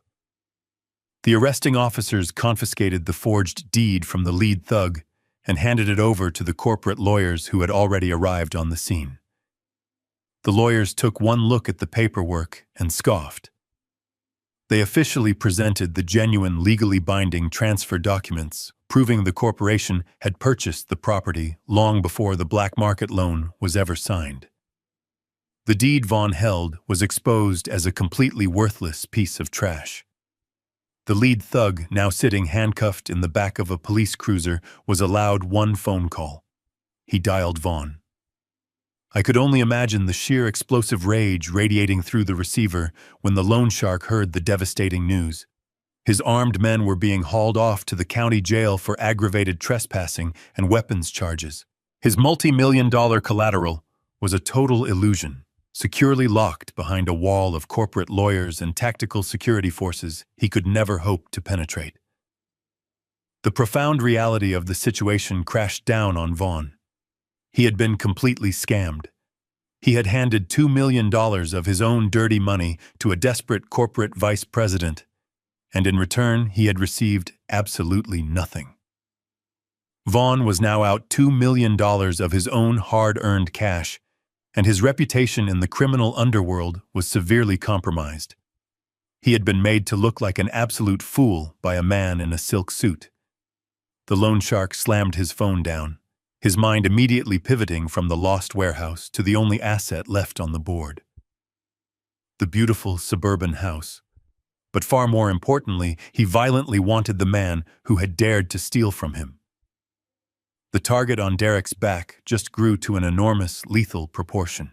Vaughn quickly gathered his remaining enforcers, his eyes burning with a murderous intent. He was no longer interested in collecting a simple late fee.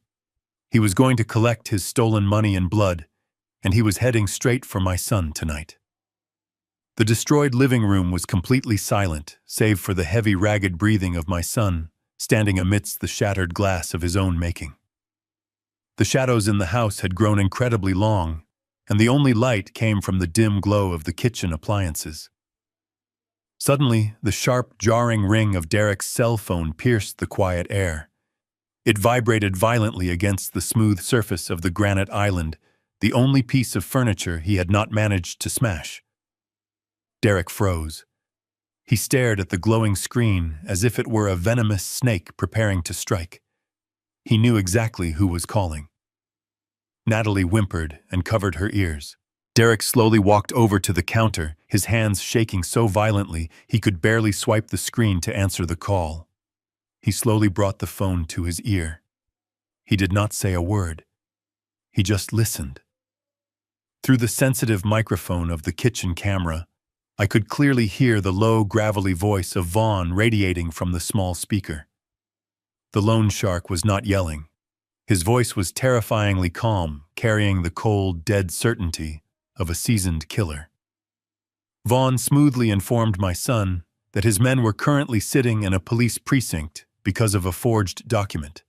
He explained with meticulous and chilling detail exactly what he did to people who stole $2 million from his organization.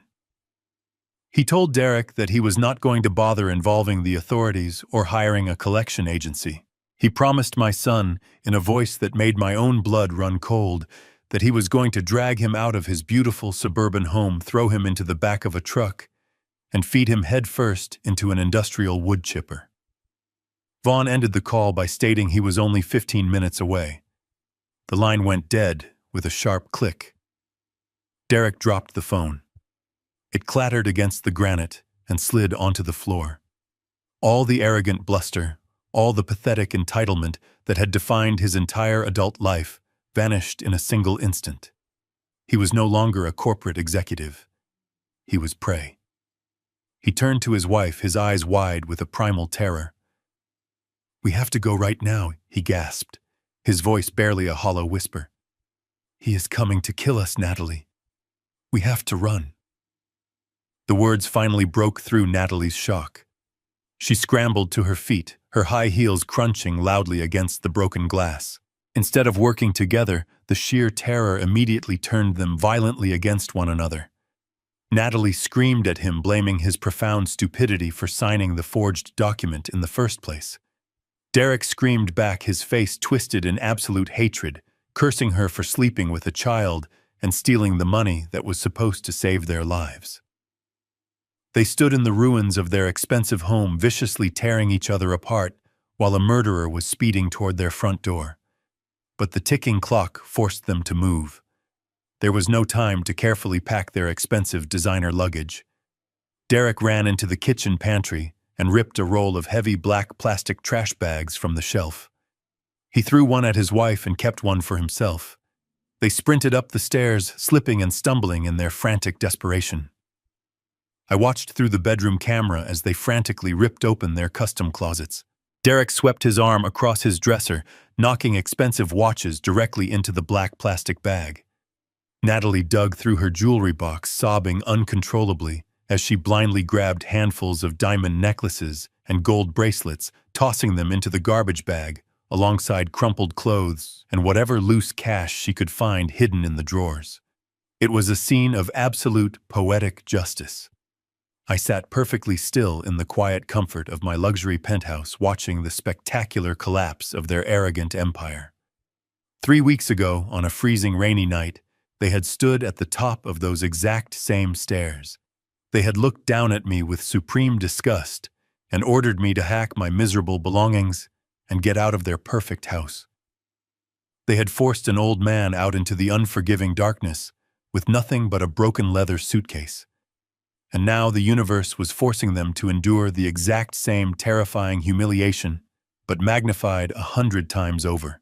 They were fleeing for their miserable lives like cornered rats, stuffing the pathetic remnants of their stolen wealth into literal garbage bags. Derek threw his heavy black bag over his shoulder, grabbing Natalie by the arm and physically dragging her toward the staircase. She stumbled behind him, crying hysterically, clutching her own trash bag tightly to her chest. They did not bother turning off the lights or locking the door. They burst out into the cool evening air, running frantically down the long driveway. Derek hit the unlock button on his key fob. The headlights of his brand-new black Porsche flashed in the darkness. They threw the garbage bags into the small trunk, slamming it shut with a loud metallic thud. Derek jumped into the driver's seat, pushing the ignition button. The massive engine roared to life, echoing loudly through the quiet suburban neighborhood. The tires shrieked against the concrete as he aggressively threw the car into reverse, violently backing out into the street. As the expensive sports car peeled away, speeding recklessly down the road and vanishing into the deep shadows of the night, a heavy black sport utility vehicle slowly turned onto their street from the opposite direction. It crept quietly toward the abandoned house, its headlights cutting through the darkness, like the eyes of a hungry predator. Vaughn had arrived, but the house was completely empty. Derek and Natalie were gone, driving blindly into the night, with no money, no plan, and a violent criminal syndicate actively hunting them down. I slowly closed my laptop, a deep, profound sense of closure washing over my entire body. The trap had snapped shut flawlessly. While I slept peacefully in the pristine, climate-controlled environment of my downtown penthouse, my son and his wife were experiencing a very different kind of night. They had driven aimlessly for hours, terrified that every pair of headlights in their rearview mirror belonged to Vaughn's violent enforcers. Eventually, exhaustion and the stark reality of their empty bank accounts forced them to pull off the highway.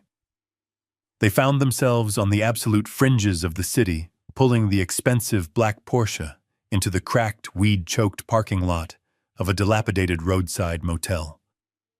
It was the kind of place that rented rooms by the hour, a miserable cinder block building, bathed in the flickering neon glow of a broken vacancy sign. They paid for the room with the loose cash they had desperately stuffed into their garbage bags.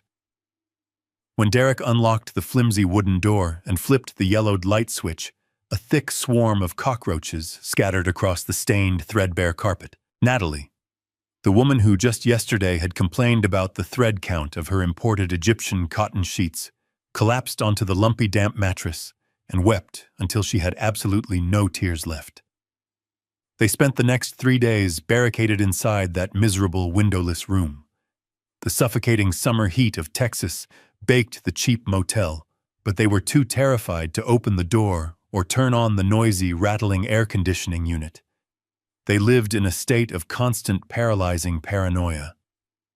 Every time a heavy truck rumbled down the nearby highway or a door slammed in the adjacent room, Derek jumped, fully expecting the flimsy wooden frame to splinter inward and reveal Vaughn holding a loaded weapon. Their glamorous, arrogant facade had completely melted away, leaving behind 2 pathetic, hollow shells. They were surviving on stale vending machine crackers and warm tap water. Derek's designer silk shirt was stained with sweat and grime, and his face was covered in a thick, unkempt beard. Natalie sat in the corner of the room, clutching her garbage bag full of jewelry she could not safely pawn, staring blankly at the peeling wallpaper.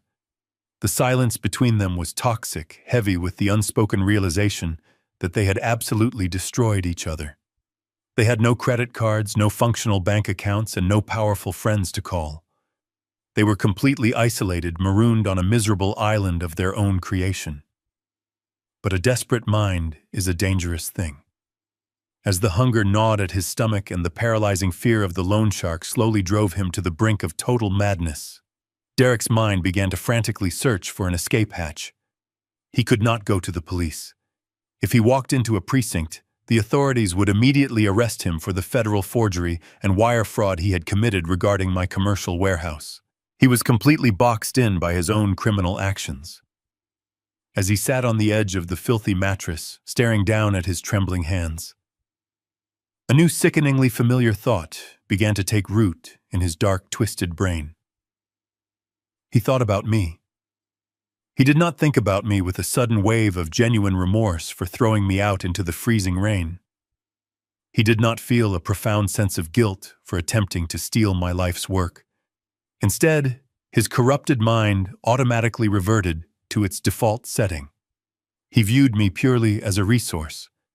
He convinced himself that I was just a sad, confused old man wandering the streets, or sitting in a depressing, underfunded homeless shelter, desperately waiting for my beloved son to come and rescue me. Derek began to pace the short, cramped distance of the motel room, muttering his twisted plan aloud to a completely unresponsive Natalie. He reasoned that despite his cruelty, I would still blindly forgive him if he played the role of the apologetic, suffering son. He knew I had driven away from the house without my vintage commercial freight truck. The massive vehicle was currently parked in a long-term storage lot on the edge of town, and Derek accurately calculated that the truck alone was easily worth $50,000 in a quick cash sale. But his dark ambition did not stop at simply selling my last physical possession.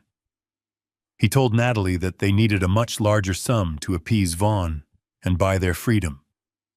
His voice dropped into a cold, calculating whisper as he outlined the ultimate betrayal. He planned to find me, drag me out of whatever shelter I was hiding in, and force me to take out a massive high-premium life insurance policy. He would list himself as the sole irrevocable beneficiary. He planned to take the official policy documents directly to Vaughn, offering my impending death as a guaranteed collateral to settle the massive debt. He reasoned that I was old, my heart was weak, and the harsh stress of being homeless had probably pushed me right to the edge of the grave anyway. It was a level of moral bankruptcy that defied human comprehension. He was actively plotting to monetize my death to save his own miserable life. Energized by this disgusting new strategy, Derek dug through the trash bag and found a cheap burner phone he had purchased at a gas station. He began making a series of frantic, deceptive phone calls. He dialed every local hospital, every public housing authority, and every charity shelter in the greater Austin area. He put on his best performance, crying into the receiver, telling the nurses and volunteers that he was desperately searching for his poor senile father who had wandered away from home during a severe mental health crisis. He painted himself as the frantic, loving caregiver, leaving his contact information with dozens of sympathetic strangers. He fully believed that I was there in the dirt, broken and defenseless, waiting to be scooped up and sacrificed upon the altar of his unyielding greed. His frantic phone calls to the local hospitals, public housing authorities, and charity shelters yielded absolutely nothing. Nobody had seen a confused elderly man matching my description wandering the streets of Austin. After 2 agonizing hours of leaving desperate voicemails and listening to the sympathetic apologies of shelter volunteers, Derek threw the cheap burner phone onto the stained motel bed in a fit of rage. The walls of the tiny room were closing in on him rapidly. Every passing minute brought Vaughn and his violent associates one step closer to finding them. But Derek was a survivor in the worst sense of the word, a parasite who always found a host when he was pushed to the absolute brink. He did not need to rely on the sluggish bureaucracy of charity organizations. He needed a professional. During his time as a corporate vice president, Derek had occasionally employed a morally flexible private investigator to run deep background checks on rival executives. This investigator was a mercenary who specialized in tracking digital footprints. Derek picked the burner phone back up, his hands shaking as he dialed the familiar number from memory. When the investigator answered, Derek did not bother with pleasantries. He spun a pathetic, tearful story about his poor father suffering a severe mental break and wandering away from his assisted living facility. He promised the investigator a massive corporate retainer fee the moment his father was safely recovered, leveraging a professional authority he no longer actually possessed. The private investigator agreed to run my social security number and recent financial activity through his proprietary databases. Derek and Natalie sat in the sweltering heat of the motel room, waiting in a tense, agonizing silence. 30 minutes later, the phone buzzed loudly against the cheap wooden nightstand. Derek snatched it up immediately. The investigator sounded genuinely surprised on the other end of the line. He told Derek that locating me was surprisingly easy because I had not made any attempt to hide my digital footprint. I had recently activated several new utilities and registered a permanent change of address with the Postal Service.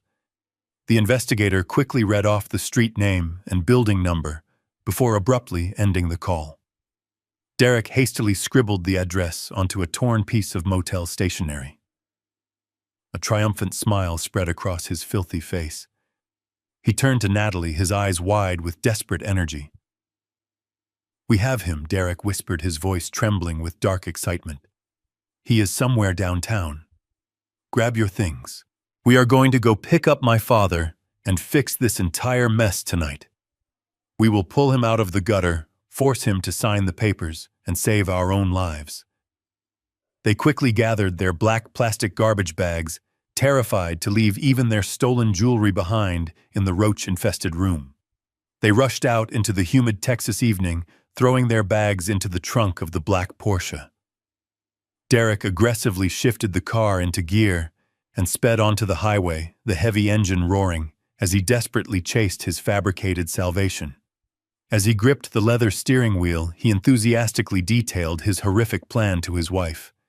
He explained exactly how he would manipulate my presumed confusion, trick me into signing over the title to my vintage commercial freight truck, and drag me to an insurance broker the very next morning to finalize a massive life policy.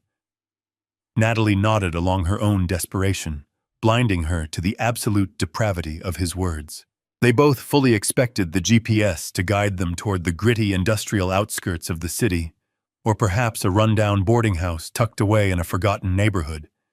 But as they drove deeper into the heart of Austin, the digital map on the dashboard did not lead them toward the slums. Instead, it directed them straight into the affluent, brightly lit financial district. Derek frowned nervously, tapping the screen, assuming the navigation system was experiencing a glitch. The wide, pristine avenues were lined with towering glass skyscrapers and exclusive five-star restaurants. The deeper they drove into the wealthy epicenter of the city, the more confused and anxious they became. Finally, the automated voice of the navigation system instructed Derek to make a slow right turn. The black Porsche rolled to a complete stop. Derek and Natalie stared through the dusty windshield in absolute paralyzing disbelief. The address scribbled on the torn motel stationery did not belong to a homeless shelter or a cheap charity clinic. They were parked directly in front of the grand sweeping entrance of the most elite, ultra-secure luxury residential high-rise in the entire city of Austin. It was a massive architectural masterpiece of steel and glass, completely surrounded by manicured landscaping and heavily guarded by a private security team. The entrance was illuminated by soft golden architectural lighting. It was breathtakingly beautiful. A smartly dressed valet attendant immediately stepped forward to open Derek's car door.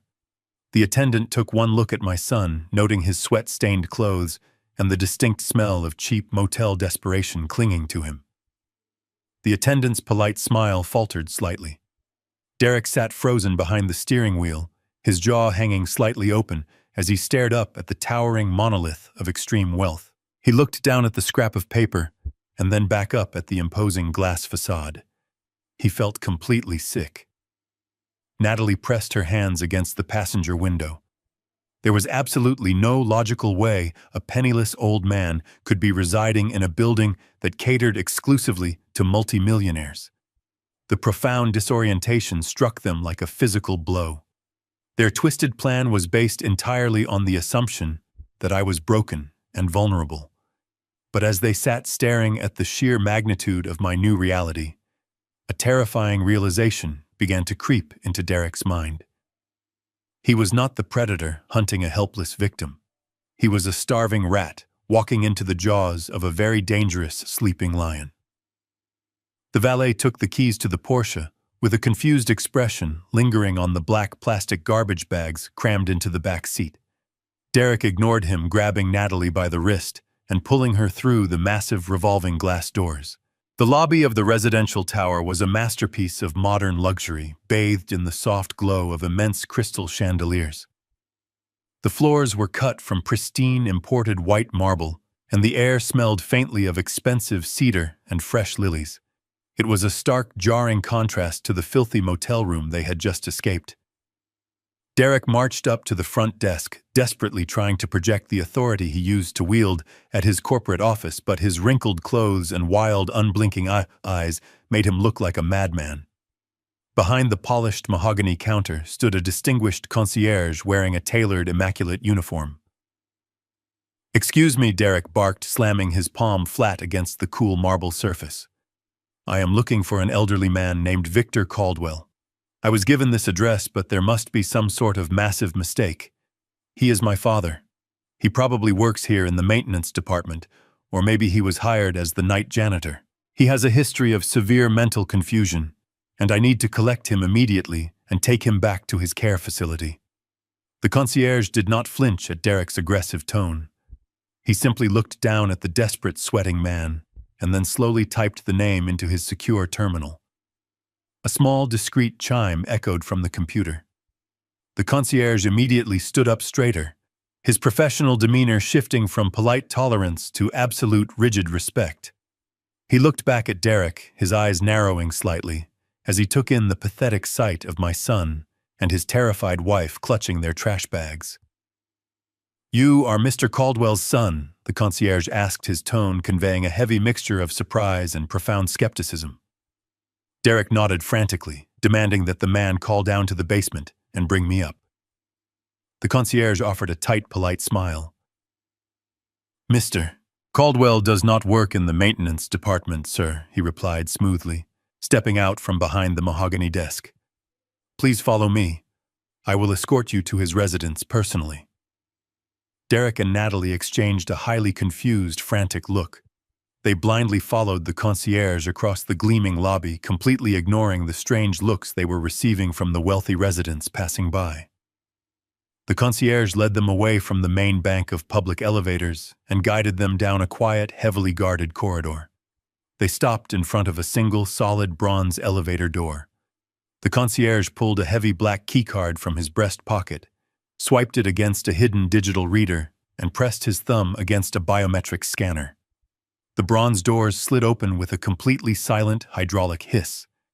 The interior of the elevator was lined with dark walnut wood and brushed brass. The concierge gestured for them to step inside, pressing the single button located at the very top of the panel, labeled with a simple gold letter P. "Have a pleasant evening," the concierge said softly, stepping back as the heavy doors glided shut. The elevator shot upward with a breathtaking stomach-dropping speed. Derek and Natalie stood in the enclosed space, the quiet hum of the machinery, the only sound masking their rapid, shallow breathing. Natalie clutched her plastic bag of stolen jewelry tightly against her chest, her eyes darting nervously around the luxurious cabin. Derek wiped the sweat from his forehead, his mind racing through impossible scenarios. He still clung desperately to the belief that I was a broken old man, perhaps living in a small servant quarters attached to a wealthy employer's apartment. He had absolutely no idea that the elevator was carrying him directly toward his own execution. A soft melodic chime signaled their arrival. The bronze doors smoothly parted, and the enclosed space instantly opened up into a breathtaking expanse of unimaginable wealth. Derek and Natalie cautiously stepped out of the elevator and directly into the main living area of my $4 million penthouse. The sheer visual shock of the room hit them with the physical force of a heavy brick wall. The ceiling was incredibly high, adorned with custom lighting that highlighted the expensive modern artwork hanging on the pristine walls. Massive floor-to-ceiling windows wrapped around the entire suite, offering a sprawling panoramic view of the glowing Austin skyline. The storm from weeks ago was a distant memory, replaced by the glittering lights of the city I now quietly commanded. The furniture was sleek, imported, and incredibly expensive. It was a palace completely devoid of the damp basement smell and the miserable poverty they had maliciously wished upon me. And in the center of this magnificent fortress, I sat waiting for them. I was comfortably reclined in a custom-made rich brown leather armchair. I was wearing a sharply tailored dark navy suit that cost more than Derek's abandoned sports car. In my right hand, I held a premium hand-rolled Cuban cigar, the thick aromatic smoke curling slowly toward the high ceiling. On the polished glass table beside me sat a heavy crystal decanter filled with aged scotch, accompanied by 2 glasses. Mitchell Crawford, my trusted attorney, stood stoically at my right side, holding his familiar leather briefcase. He looked down at the 2 pathetic intruders with eyes that held absolutely no mercy. I did not stand up to greet my son. I did not offer a warm smile or fatherly embrace. I simply took a long, slow draw from my cigar, blowing the smoke out into the quiet room and fixed my gaze directly onto Derek's terrified face. The reaction was absolutely perfect. Derek's jaw dropped completely open, his eyes bulging as his brain violently rejected the reality standing before him. The black plastic garbage bag slipped from his trembling fingers, hitting the expensive hardwood floor with a dull, heavy thud. Natalie let out a strangled, breathless gasp, taking a weak step backward until her shoulders hit the cool bronze surface of the closed elevator doors. She looked at my tailored suit, the luxurious furniture, and the commanding presence of my lawyer. She looked at my tailored suit, the luxurious furniture, and the commanding presence of my lawyer, and her mind simply shattered. The absolute reality of their grave mistake finally crushed the last remaining ounce of arrogance out of my son. Derek's legs gave out completely. He collapsed onto his knees, the fabric of his dirty trousers hitting the hardwood floor with a thud. He did not try to stand back up. He just stayed there on the ground, burying his face in his trembling hands, and began to sob loudly. It was not the quiet weeping of a man who realized the deep error of his ways. It was the loud wailing of a coward caught in a trap he could never escape. He looked up at me, tears streaming down his filthy cheeks, and started to beg. "Dad, please," Derek cried, his voice cracking horribly. "You have to help me. I am so sorry for everything. I was desperate. I was under so much pressure at work, and I just made a terrible mistake. Please, you have all this money. You have this incredible fortune. You have to save my life. Vaughn is going to kill us tonight. He promised he would kill me. You are my father. You cannot just let me die." Before I could respond, Natalie lunged forward. The sheer instinct for self-preservation kicked in, completely overriding whatever twisted loyalty she had left for her husband. She pointed a trembling finger directly at Derek, her face twisted in a mask of pure desperation. "Do not listen to him, Victor," she screamed, her voice shrill and piercing in the quiet penthouse. "It was all his idea. He is a monster. He forced me into this insane plan. He is the one who wanted to take out the loan. He is the one who wanted to steal your money. I told him it was wrong. I begged him not to do it, but he would not listen to me. I am innocent in all of this." I sat perfectly still, letting their miserable, pathetic voices wash over the room. I took one final slow draw from my premium cigar, savoring the rich flavor, and carefully crushed the cherry out in the heavy crystal ashtray resting on the glass table. I leaned forward, resting my elbows on my knees, and clasped my hands together. My silence was a suffocating blanket that smothered their frantic screaming.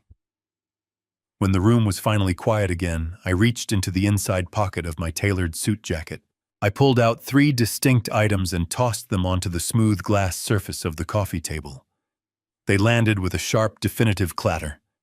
The first item was a small, sleek, silver USB drive. The second was a thick stack of banking documents, securely bound by a heavy metal clip. The third was an official notarized legal folder bearing the crest of the state of Texas.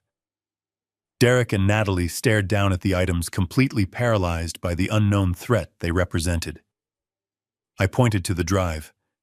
"That USB contains hours of crystal-clear, high-definition video footage," I began. My voice incredibly calm, cold, and entirely devoid of any fatherly warmth. "It contains the exact moment you threw me out of my own house in the freezing rain. It contains the moment you negotiated a black market loan with a violent criminal. But most importantly, it contains the beautiful, undisturbed footage of you, Derek, sitting at my dining room table, sweating profusely as you meticulously forged my signature on an outdated medical power of attorney. I watched you practice my name for an hour. I heard you tell your wife that I was practically dead anyway." Derek physically recoiled as if he had been struck by lightning. His mouth opened, but no sound came out. I shifted my finger to the thick stack of banking documents. "That is a comprehensive forensic trace of a massive offshore wire transfer." I continued, turning my gaze toward Natalie. "It details exactly how you took $1,500,000 of Vaughn's money and transferred it to a bank in the Cayman Islands. It also outlines the extensive digital footprint of your 25-year-old fitness instructor, Lance. I know about the empty warehouse. I know he abandoned you. You thought you were a master manipulator, Natalie, but you are just a foolish woman who got played by a child. Natalie buried her face in her hands, letting out a long, agonizing moan of pure defeat. Finally, I tapped the heavy legal folder. And this, I said, my voice dropping into a deadly absolute register, is the finalized deed of sale for the 5-acre commercial transport warehouse.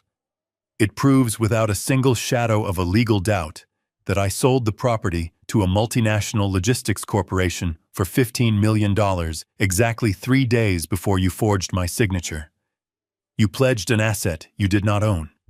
You sent armed thugs to repossess property that is protected by a corporate army. Your loan shark is currently out $2 million. His men are sitting in a federal holding cell, and he knows exactly who is responsible.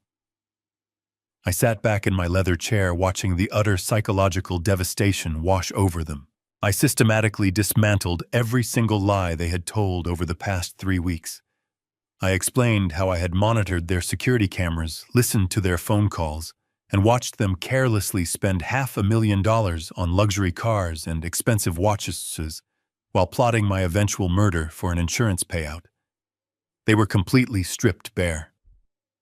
There were no more plausible lies to tell, no more fake apologies to offer, and absolutely nowhere left to hide.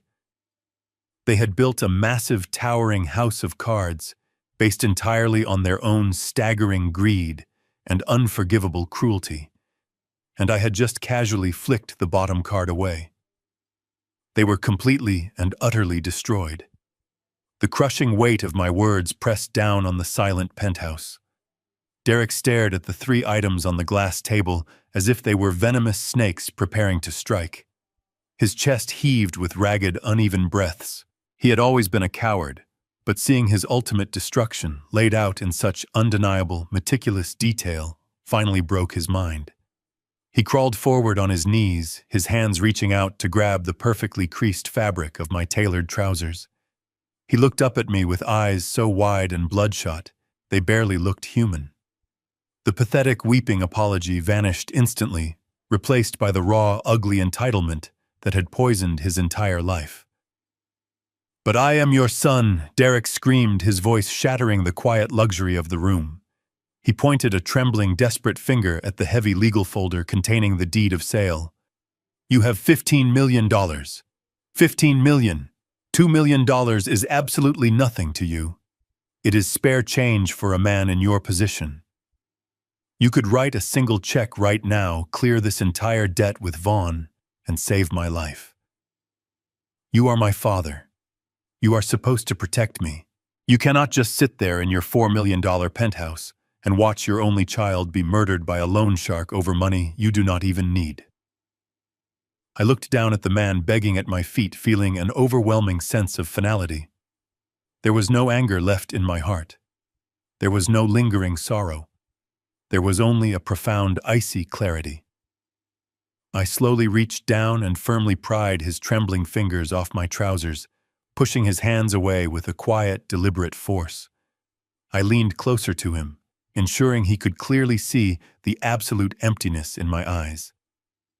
3 weeks ago, I said, my voice dropping to a low, unforgiving whisper that echoed through the vast suite, you stood at the top of a staircase and told me to get out of my own house. You threw my broken suitcase into the freezing rain and told me I was a useless, freeloading drain on your perfect life. You told me to disappear. What you did not know, Derek, was that my estate planning was already finalized. You were meant to inherit $3 million of this fortune. I had built that trust specifically for you, to ensure you would never have to struggle a single day for the rest of your life. But you could not wait. Your greed and your absolute cruelty consumed you. I reached inside the breast pocket of my suit jacket one final time. I pulled out a small, plain white rectangle of thick cardstock. I held it out and dropped it onto the floor right in front of his knees. It landed with a soft flutter, resting gently against the expensive hardwood. Now I continued, leaning back into my leather chair. The only thing I am leaving you is this. Derek slowly lowered his eyes, his trembling hand reaching out to pick up the small piece of paper. He squinted at the simple black text printed across the center. It was not a bank draft. It was not a check. It was a standard business card for a free public defender working out of the downtown Austin courthouse.